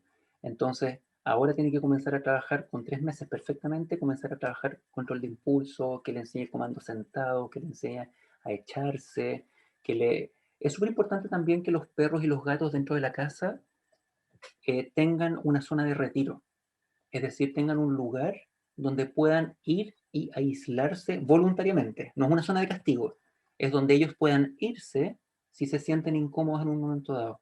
Si la guagua llora mucho, que no lo dejan entrar a la pieza, que está lo que sea. Entonces que el perrito tenga la posibilidad de irse a su canil, a la logia, a su cama, a su manta, al comedor, en fin, de manera voluntaria. Eso es súper importante. Pero los cachorros por naturaleza son súper sociables entonces, y están ávidos de explorar. Entonces no debiese haber mayor problema. Control de la mordida. Eso sí, Chisel. Control de la mordida desde ahora ya. Y meterle la mano al plato también dicen que es una buena idea, ¿o no? Sí, eso, claro, eso tiene que ver con la protección de recursos, ¿no es cierto? Pero sí, por supuesto, la manipulación, las caricias, como les decía, como es un cachorrito, empezar a socializarlo con tomarle las patitas, como decías tú, meterle la mano al plato, sí, por supuesto. Y sobre todo también control de la mordida. Súper. Ya, la siguiente pregunta, perdón, es de Nicole Casas. Mira, yo tengo una prima que se llama Nicole Casas, no sé si es ella, pero Ay, a sí, ver tu prima. hola prima. Dice, estoy embarazada y mi gatito vive con nosotros en un departamento. ¿Tiene alguna contraindicación cortarle las uñas a los gatos? ¿Le generará estrés al no poder limarse las uñas? Es súper buena pregunta, Nicole, y claro, hay que diferenciar que una cosa es cortarle las uñas a los gatos y otra cosa es desungular, ¿no es cierto? Desungular es amputar la uña, y eso por supuesto tiene cientos ya cientos estoy exagerando, pero decenas de efectos colaterales, ¿cierto? Que van en contra del bienestar del gato, y eso sí genera mucho dolor y estrés. Cortarle las uñas es tan natural como te las cortes tú, ¿cierto? La verdad es que es una acción absolutamente indolora Y por eso, como les decía en la presentación, habituar a los gatos a cortarle las uñas es súper importante. En YouTube pueden, miren, y de hecho ahora que tú lo comentas, Nicole, voy a hacer un videito para compartírselos en el Instagram sobre manejo, ¿cierto?, de corte de uñas del gato, un manejo cat friendly. Porque sí o sí hay que mantenerle cortas las uñas al gato. Tu gato va a seguir arañando, va a seguir marcando, va a seguir trepando, porque lo que haces es despuntar la uña. Pero la uña la sigue teniendo y por lo tanto puede seguir trepando. Sí. Y bueno, sí es mi prima, así que hola, Nikki. Ah, mira. Bueno, y cualquier cosa ella también me puede preguntar a mí directamente, obviamente. Súper buena idea lo del video, porque mucha gente no sabe cómo cortarle las uñas a los gatos. Lo vamos a hacer, compromiso. Ya, bueno, y Nicole aclara un poquito más abajo que castraron al gato para prevenir también. Bueno. Loreto Guerrero pregunta, dice, mi perrita es mía y mi marido tiene una relación bastante distante con ella. ¿Cómo redirigir el apego? Mira, eso es súper importante, Loreto, y gracias también por compartirlo, porque puede ser también algo que puede generar en algunos casos algunos conflictos con respecto a, mira lo que hace, así como uno en algunas situaciones le dice a la señora, mira lo que hizo tu hija, mira que se portó mal tu hija, ¿cierto? La hija Hasta es de con los los niños dos, también. ¿cierto? Los hijos son de los dos, ¿cierto? Y Loreto, tu perrita es de la familia, ¿cierto? La verdad es que es súper importante aquí, como les decía en un inicio, en la conversación, que ustedes conversen y que tu marido entienda qué significa tu perra para ti, ¿cierto? ¿Qué posición ocupa dentro de tu vida tu perra? Y esto no tiene que ver con humanizar, sino que tiene que ver con el vínculo que tú tienes con ella y lo que te aporta a ti en términos emocionales. Por lo tanto, si para ti es importante, lo que uno le pediría en este caso a tu marido es que por favor empatice y te acompañe, ¿cierto? En esa relación. Y que entienda que va a ser fundamental, y eso es importante, que va a ser fundamental su colaboración en este proceso de la llegada del agua a la casa. En ese sentido, también uno hace un llamado a la empatía con la pareja, en ese sentido. Por lo tanto, hay que transparentarlo.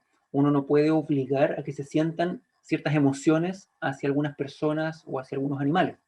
Eso es evidente, ¿cierto? No sé, uno no puede forzar las emociones, pero lo que uno sí puede hacer es intentar reflexionar y entender qué tipo de relación tiene un ser querido con, en este caso, una perra, ¿no es cierto? Aquí uno no tiene que entender la relación. Ojo con eso. Tu marido, Loreto, no tiene que entender, porque para él podría ser exagerada la relación, absurda, puede que la humanices, no viene al caso. Lo que uno pide es que la entiendan o sea, perdón, que la acepten, que lo acepten. Eso es súper importante. A ver, vamos a seguir con la siguiente pregunta. Es de Paz Vázquez. Dice, además de todos los beneficios de tener mascotas que ya explicaste, ¿pero es seguro tener perros? Pregunto específicamente por los pelos, pulgas y bacterias, y porque babean o muerden todo, incluso los juguetes que después la guagua se echa a la boca. Eso pasa, sí, eso es un temor, es una preocupación más bien súper válida, súper natural, que forma parte del inconsciente colectivo, ¿no es cierto?, de que los perros están llenos de bacterias en el hocico, para nosotros también. O sea, miren nomás las mordeduras de humano, ¿cierto? Cómo se infectan, ¿cierto? Sí, sí, existen un montón de estudios donde donde se identifica la flora bacteriana que nosotros tenemos en nuestra cavidad oral, es gigantesca. Lo que pasa es que perros y gatos están bien muy, muy grandes, algunas colonias bacterianas son distintas. En términos de prevalencia, la verdad es que el riesgo, porque siempre va a haber un riesgo, ojo, siempre va a haber un riesgo. Ya el solo hecho de que estemos conviviendo entre seres humanos y con otros animales constituye un riesgo, pero los riesgos son bajísimos, son bajísimos. O sea, eso de que digan de que si uno duerme con el gato se van a formar bolas de pelo en la tráquea o en los pulmones, la verdad es que eso no es así. La verdad es que no tenemos que desconocer la capacidad de reacción del organismo para enfrentarse a distintos agentes potencialmente patógenos, ¿sí? Más allá de que los niños tienen un sistema inmunológico absolutamente inmaduro, por supuesto, el mismo hecho de estarlos enfrentando de manera controlada a estos agentes patógenos es el que va a permitir que el sistema inmunológico genere anticuerpos. Entonces no se trata de que el perro esté chupeteando al niño todo el día.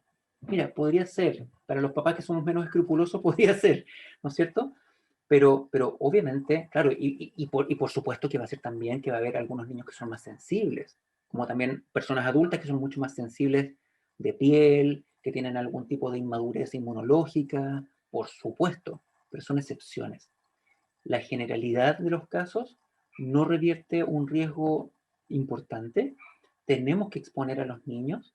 Por supuesto que si el perro chupetea un juguete, habrá que lavarlo.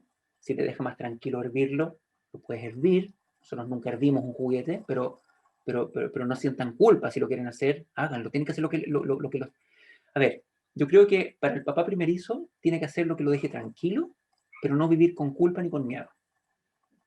¿Cierto? Eso es súper importante. Es súper importante.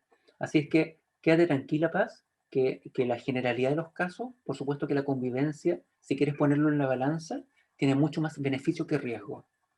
En el entendido, por supuesto, también, como les decía, que cualquier tipo de interacción que tenga tu mascota con tu guagüita tiene que ser bajo supervisión. El tema de los pelos se disminuye muchísimo. Preocúpate de cepillar regularmente a tu mascota para que no ande eliminando mucho pelo. Las pulgas tienes que controlarlas con guagüita o sin guagüita, por supuesto. Y las bacterias, generalmente, sí, las bacterias que existen en el cuerpo son habitantes naturales, ¿cierto? O de la piel o de la cavidad oral, a menos que tenga alguna infección que, por supuesto, habrá que tratarla de manera oportuna.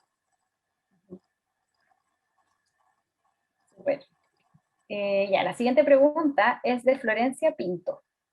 Dice, tengo un perro Rottweiler y vive conmigo y mi pareja desde que tiene 3 semanas de vida.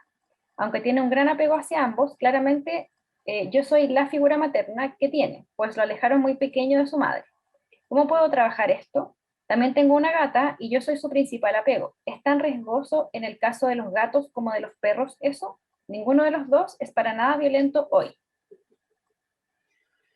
Ya, sí, bueno, es una súper buena pregunta. En el caso de los perros y de los gatos que han sido destetados muy precozmente, como en el caso del perro de Florencia, generalmente son animales que desarrollan condiciones de hiperapego. Son generalmente perros son exageradamente apegados a su figura de apego, ¿cierto? Eso quiere decir, ¿qué quiere decir que un animal sea hiperapegado? Quiere decir que el nivel de dependencia que tiene hacia esta persona va más allá de lo normal, es decir, el perro privilegia la mayor parte del tiempo estar con su figura de apego versus realizar actividades que son naturales y favorables para él, como podría ser la exploración, comer, interactuar, socializar.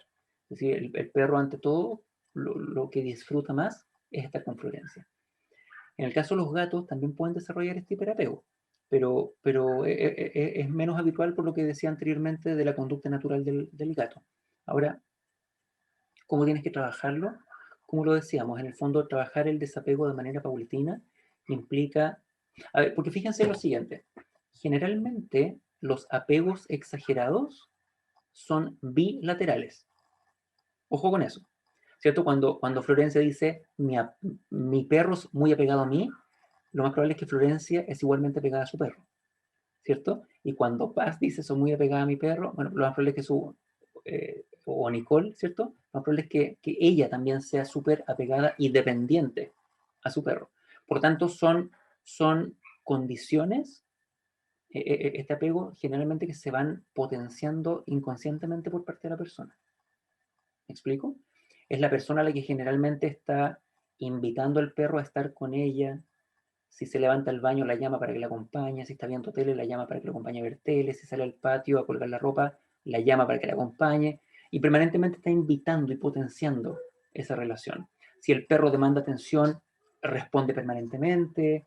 hace caso a todas sus demandas de atención, y precisamente el desapego lo que busca es empezar a fomentar la independencia. En el fondo, que el perro empiece a aprender que estando solo también puede estar bien, que estando solo también lo puede pasar bien. Y para lograr eso, claro, tengo que ofrecerle cosas para hacer, tengo que negociar. Las cosas no ocurren por arte de magia. En el fondo, Florencia tiene que, más allá de invitar a su pareja, ¿cierto?, a que participe de este proceso, ¿cierto?, tiene que ofrecerle elementos, que es lo que nosotros llamamos enriquecimiento ambiental, para que su Rottweiler también se vea motivado a hacer otras cosas en ausencia de Florencia. Y eso de a poquito, por supuesto. Ya no necesariamente invitarlo a dormir arriba de la cama, y si el perro quiere estar en el living y no va a la pieza, déjalo en el living, y si vas a ir a colgar la ropa, anda sola a colgar la ropa y no lleves a tu perro, ¿cierto? En el fondo, ese tipo de acciones que son muy a veces, pareciera eh, muy simples, en el fondo van constituyendo aprendizaje a partir de las repeticiones. Excelente. La siguiente pregunta es de Florencia. No, es la misma. Ahora sí, la siguiente es de Montserrat Riquelme. Dice, tengo una perrita Akita de 1 año y 6 meses. Es bastante juguetona, brusca y le gusta mucho morder y apretar cuando juega. Le encantan los niños y su nivel de ansiedad aumenta bastante al verlos. Se tiende a tirar encima de ellos con la intención de jugar, y al ser grande y pesada en peso, los niños se asustan. ¿Cómo puedo disminuir esa ansiedad al ver a un niño y al momento de jugar, ya que seremos futuros padres? Súper buena pregunta. Una agresión positiva, entre comillas.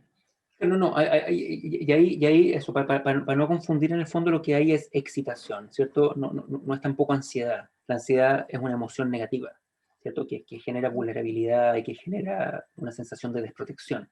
Aquí lo que hay es excitación. Entonces, acuérdate, Montserrat, del video que les mostraba con Carlitos, que estaba trabajando con sus boyeros, que les enseña a sentarse, que les enseña a echarse, ¿cierto? Eso tiene que ver, eso se conoce como, en el fondo, control de impulso. Y lo que hay que enseñarle a tu perra es precisamente a controlar los impulsos. No es correcto que juegue tirándose encima, mordisqueando, zamarreando, aunque su propósito no sea agredir, por supuesto, pero no es apropiado que lo haga de esa manera con una guagüita, ¿cierto? O sea, no podemos correr el riesgo, en el fondo. Más allá que después, a partir de la experiencia, tu perra pueda aprender perfectamente que cuando juega con la guagua, juega echada, y cuando juega con adultos, juegue de una manera más impulsiva. Entonces, lo que te recomiendo, Montserrat, y a todos los que quieran revisarlo, es que busques, por ejemplo, en YouTube, en la cuenta de Instagram tenemos unos videos también, donde de pasos muy simples para enseñar a perros grandes a echarse y a sentarse, ¿sí? Y puedes buscar en YouTube también eso, como juegos para perros para control de impulso.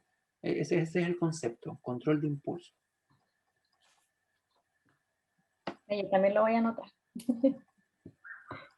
Ya, la siguiente pregunta es de Carolina Muñoz. Dice, tengo 3 perritos. El más pequeño tiene 1 año 2 meses y es muy mañoso con gente extraña, cuando van a dejar algo al domicilio, por ejemplo. Cuando nazca la bebé, la tendré en otra ciudad. ¿Es recomendado llevarme a los 3 perros o llevarlos de a uno, ya que yo estaré sola en la casa mientras mi pareja trabaja y estaré con la bebé? Y los 3 perros, y estar con la bebé y los 3 perros, no sé si será muy complejo, sobre todo cuando esté durmiendo la bebé y ellos ladren.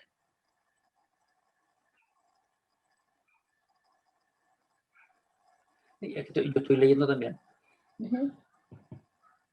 Hay como 2 preguntas en una. O sea, es que sí, va a ser súper complejo, y es compleja la respuesta también, ¿no es cierto?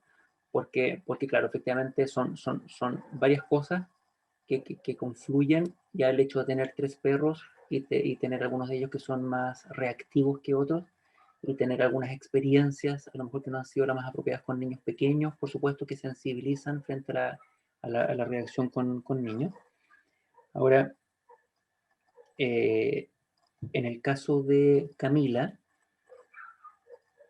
A ver, como primera cosa te recomendaría que vayas a tener tu guagüita solita y tranquila, ¿cierto? Y no partas con toda la prole, ¿no es cierto? Lo mismo hacen las personas cuando tienen más hijos que les encargan los otros hijos al vecino.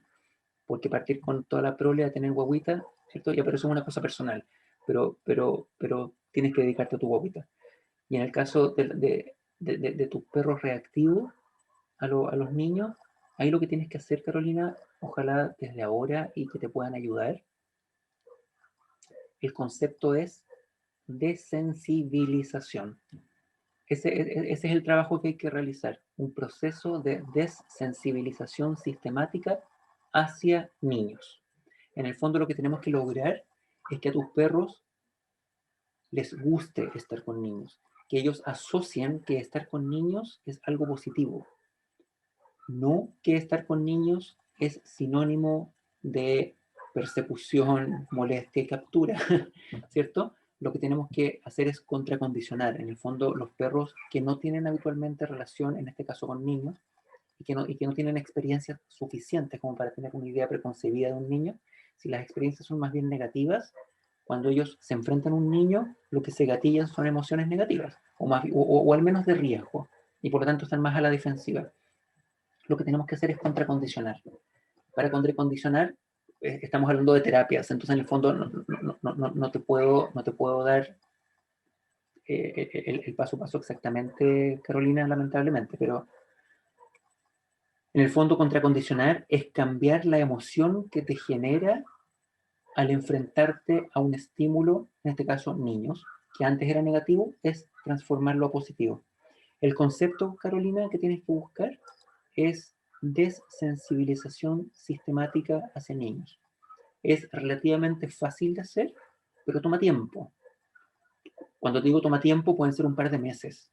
Un par de meses. Y aquí nuevamente, a lo que tenemos que optar no es que tu perro sea el mejor amigo de los niños, ¿sí? Sino que lo que tenemos que optar es que los tolere y ojalá, si es que le molestan, los evite. Es decir, que si se pregunta un niño y se quiere ir a la pieza, que se vaya a la pieza. Eso va a ser mucho más favorable y seguro a que cuando se enfrenta un niño quiere ir a morderlo. Así que ese es el concepto de sensibilización sistemática hacia niños. Súper. Y aquí como que me enredé parece un poquito con las preguntas, pero creo que contestaste las dos, que era a Carolina, que tiene un perrito que es mañoso con gente extraña cuando van a dejar algo a domicilio, y Camila, que tiene una perrita que no conoce niños y que además tiene una amiga que fue con su hijo de 2 años y el niño la perseguía hasta que la perrita se cansó y le ladró. Ah, sí, tienes razón. Pero creo que aplica la Pero son, respuesta sí, en los dos casos. sí, es que sí, es lo mismo. Y después que me la pregunta sobre qué es mejor que entre el papá o la mamá, no, mira, si no se compliquen tanto con eso, si entren juntos, si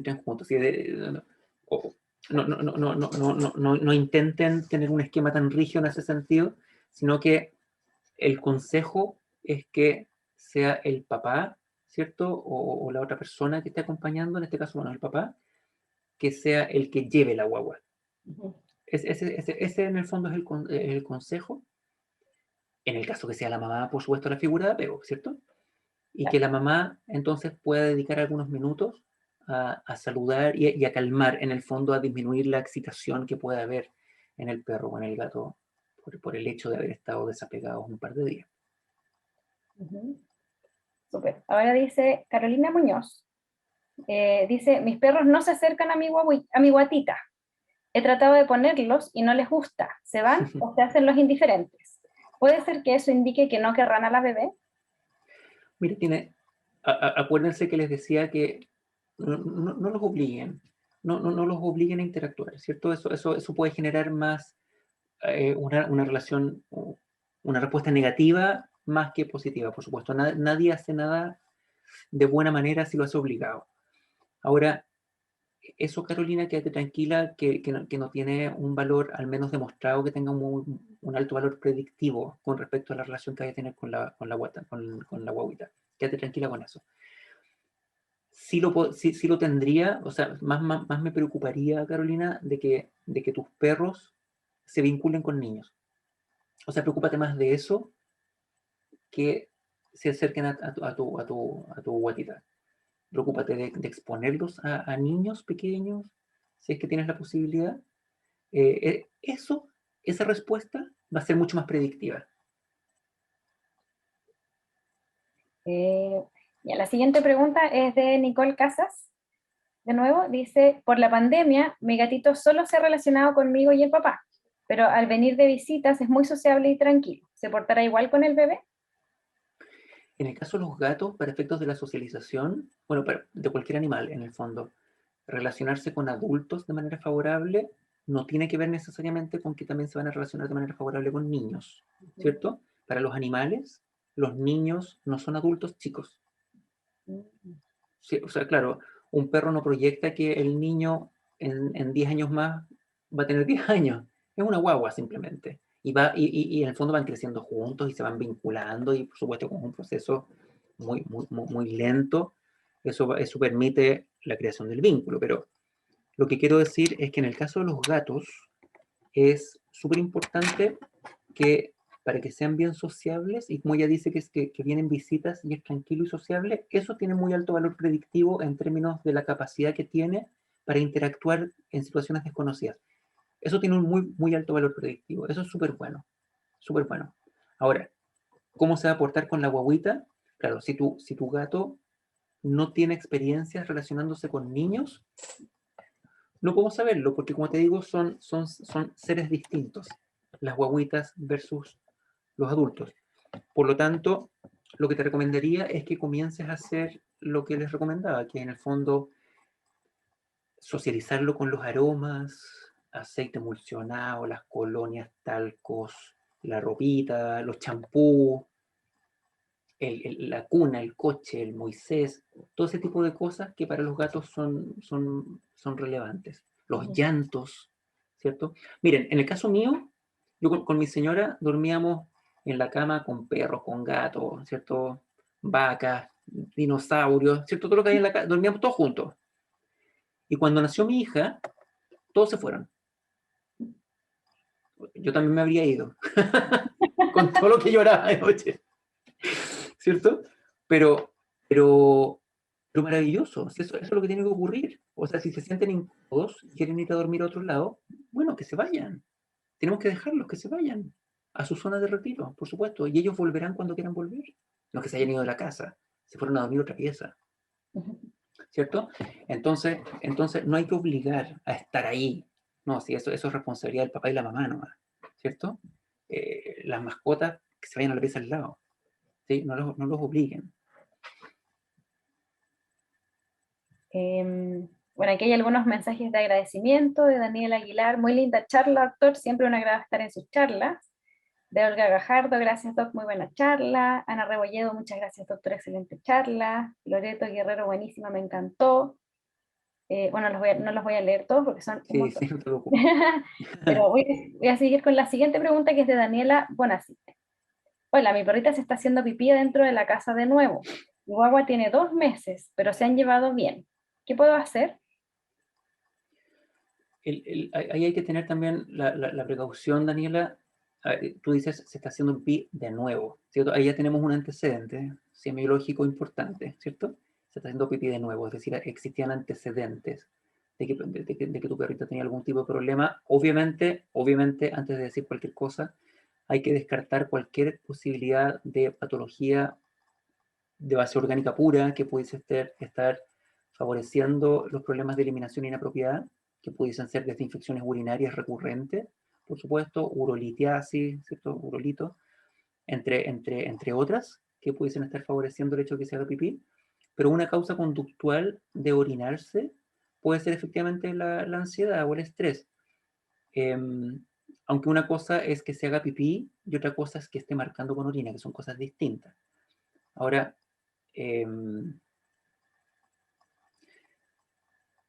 lo que también son temas que hay que abordar un poquitito más en profundidad, pero en el fondo, si tu perrita, además de hacerse pipí, tiene algún tipo de señal que a ti te haga sospechar de que está algo estresada, ansiosa, ¿cierto? Está un poco más irritable, A ver, ¿cuáles son los signos que a uno le harían sospechar de que una mascota está estresada o ansiosa? En el fondo, se altera el ciclo sueño-vigilia, están más irritables, evitan el contacto social, juegan menos, se puede afectar la conducta de alimentación, por ejemplo, o pueden estar un poco más agresivos o reactivos. Todos esos son como signos bastante evidentes de que lo están pasando mal.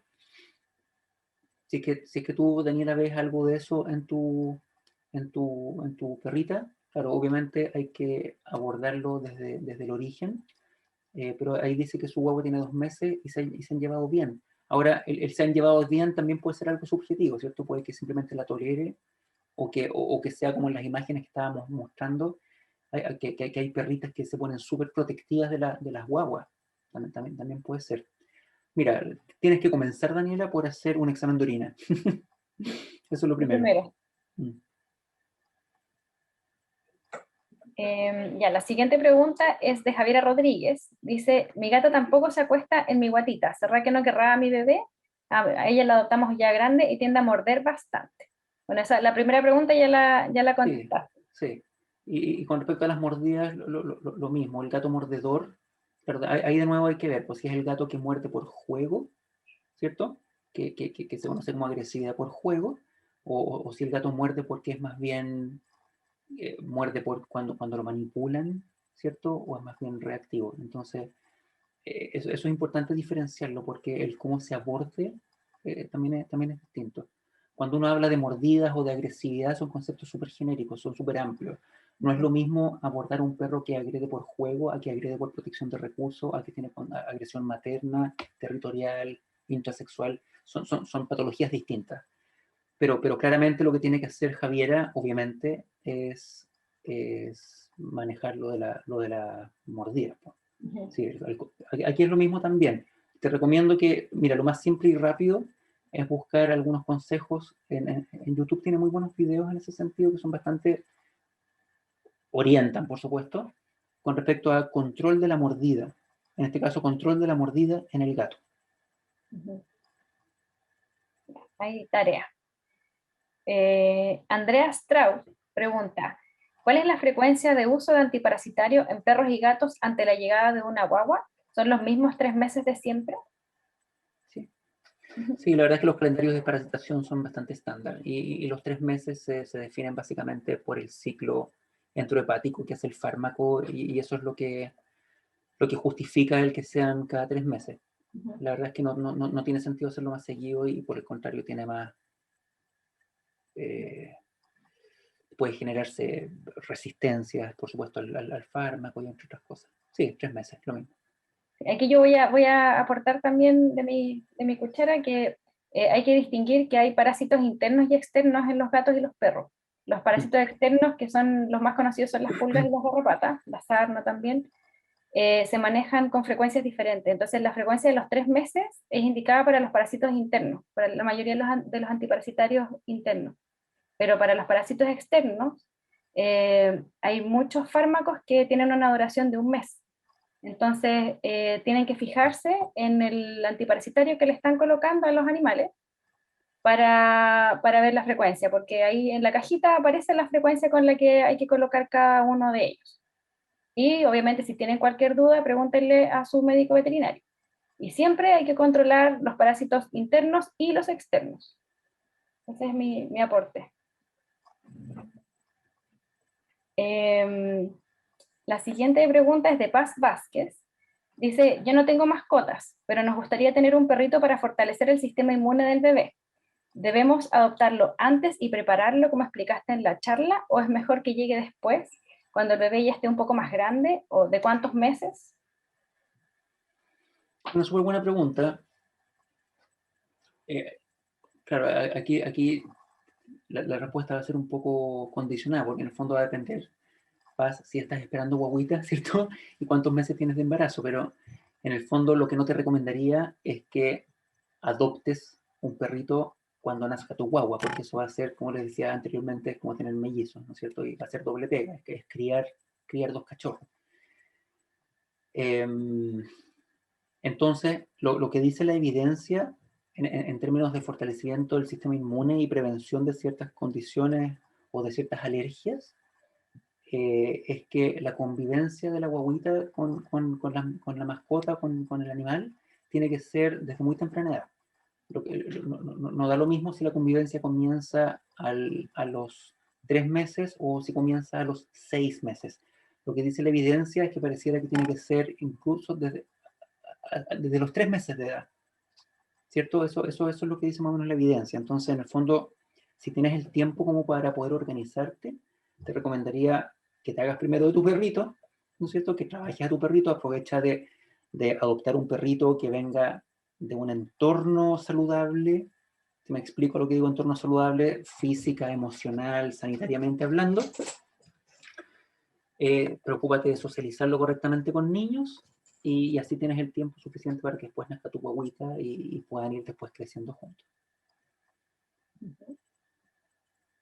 Ya la siguiente pregunta es de Andrea Sandoval. Dice, ¿cómo evitar la toxoplasmosis transmitida por el gato? Los 2 obstetras que he visto me han dicho que tengo que sacar al gato y no entienden que es un hijo. Me han dicho hasta que si tengo mis valores bien puestos, sabré qué hacer. Uf. Sí, mira, te agradezco la pregunta, Andrea. Es súper lamentable lo que ocurre con algunos profesionales que a veces, claro, yo entiendo que ellos la recomendación la hacen de buena fe, por supuesto, ¿cierto? Ellos lo hacen porque sienten que están cumpliendo con su deber. Sin embargo, nosotros, por otro lado, lo que tenemos que hacer es lo que les decía al inicio. Recuerdan que les ponía prevenir sobre la base del conocimiento.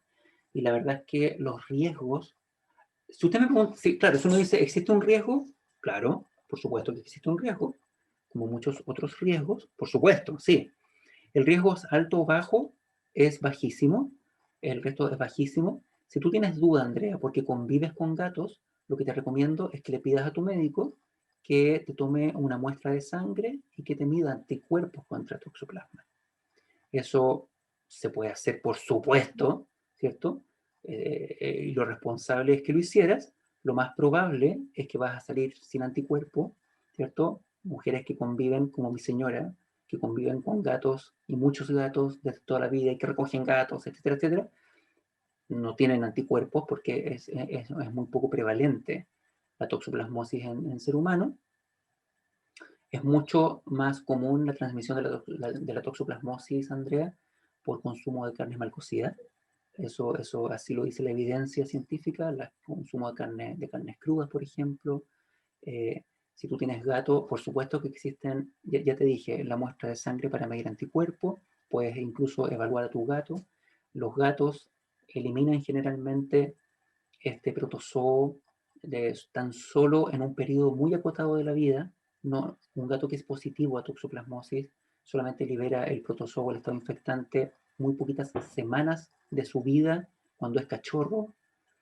Si tú tienes algunas dudas, por supuesto, y quieres disminuir los riesgos, claro, por supuesto, lo que tienes que hacer es mantener permanentemente limpia la caja sanitaria de tu gato, tienes que evitar comer carnes crudas, tienes que evitar que haya, por ejemplo, insectos rastreros en el hogar que pudiesen pasar por sobre las fecas del gato y después caminar sobre la mesa de la cocina.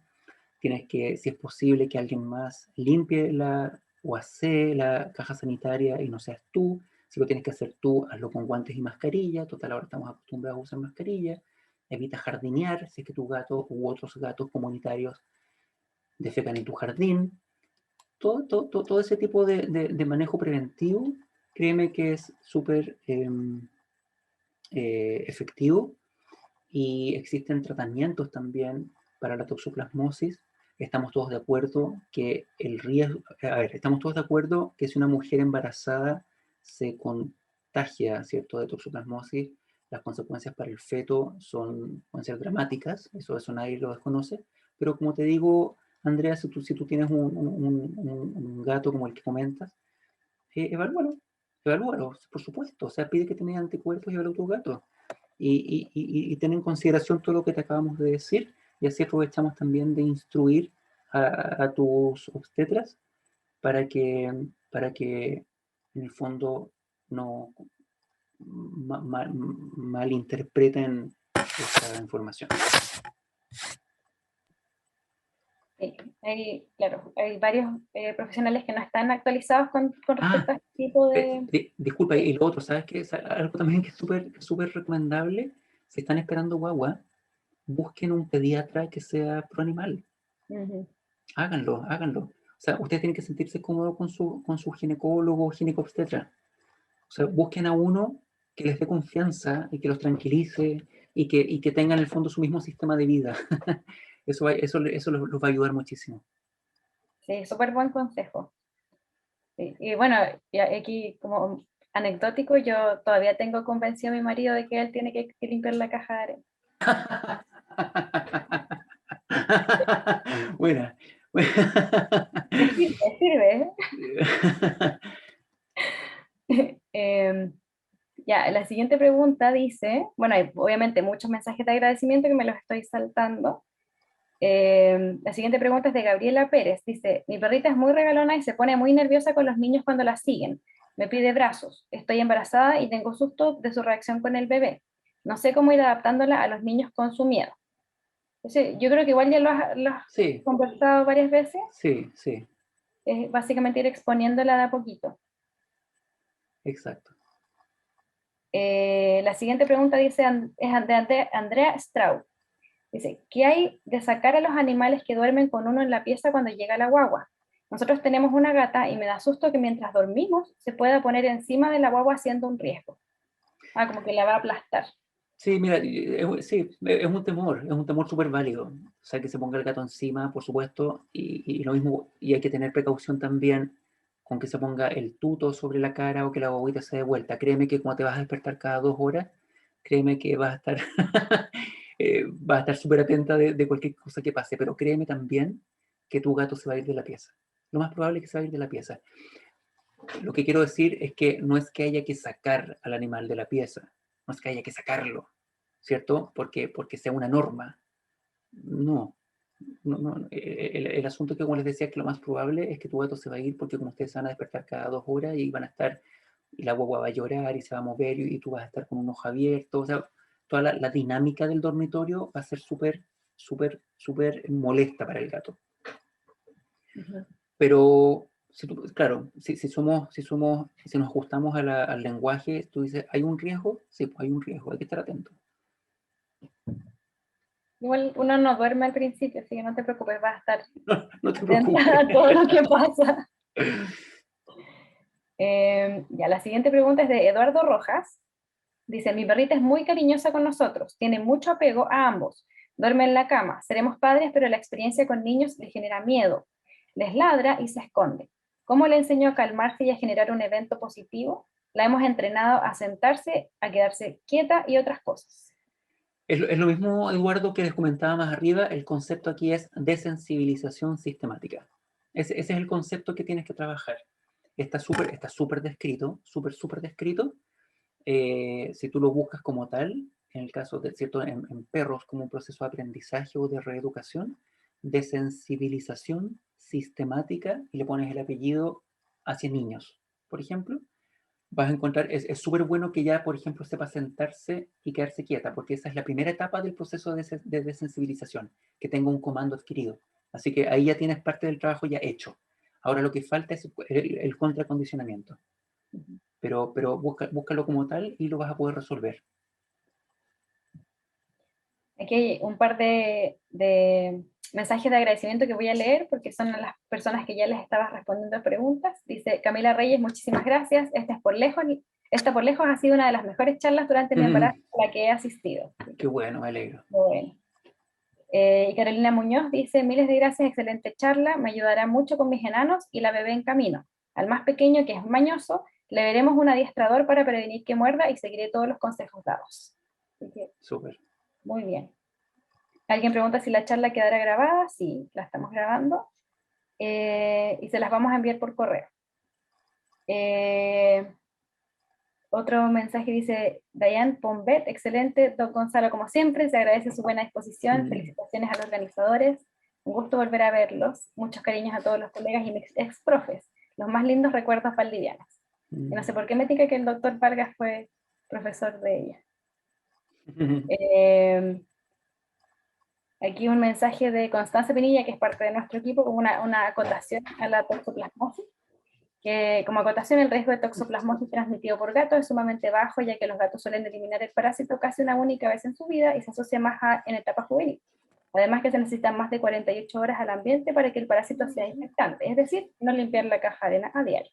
O sea, a limpiar la caja de arena. Y es lo mismo que había comentado Gonzalo. Hola. Hola. Más mensajes de agradecimiento. Y ya, no hay más preguntas. Esas eran las últimas. Hay puros mensajes de agradecimiento. Bueno, obviamente hay muchos mensajes. Muchas gracias a ustedes por asistir y quedarse hasta esta hora, que igual nos alargamos bastante, pero es que es muy interesante el tema. Y de nuevo, muchísimas gracias a nuestro expositor Gonzalo Chávez. Ahí dejaste el Instagram en el chat para que lo sigan, se me perdió, pero no sé si lo quieres repetir para que los interesados, ahí está, @OTR, que es el Observatorio de Tenencia Responsable, ¿verdad? _BHA, de Vínculo Humano Animal. Así que para que los sigan en Instagram, y de nuevo agradecerles a todos, y con esto nos despedimos. Hasta la próxima. Nosotros estamos organizando, durante el año vamos a estar organizando más charlas orientadas al público general, así que ahí les vamos a mandar la invitación y ojalá que sean las otras charlas también de su interés. Muchas felicidades a todas las embarazadas, a las familias que van a recibir un cachorro o cachorra humano, y mucho éxito en la relación con sus mascotas, que sea todo lo maravilloso que tiene que ser esa relación. Gracias a todos y buenas noches. Chao.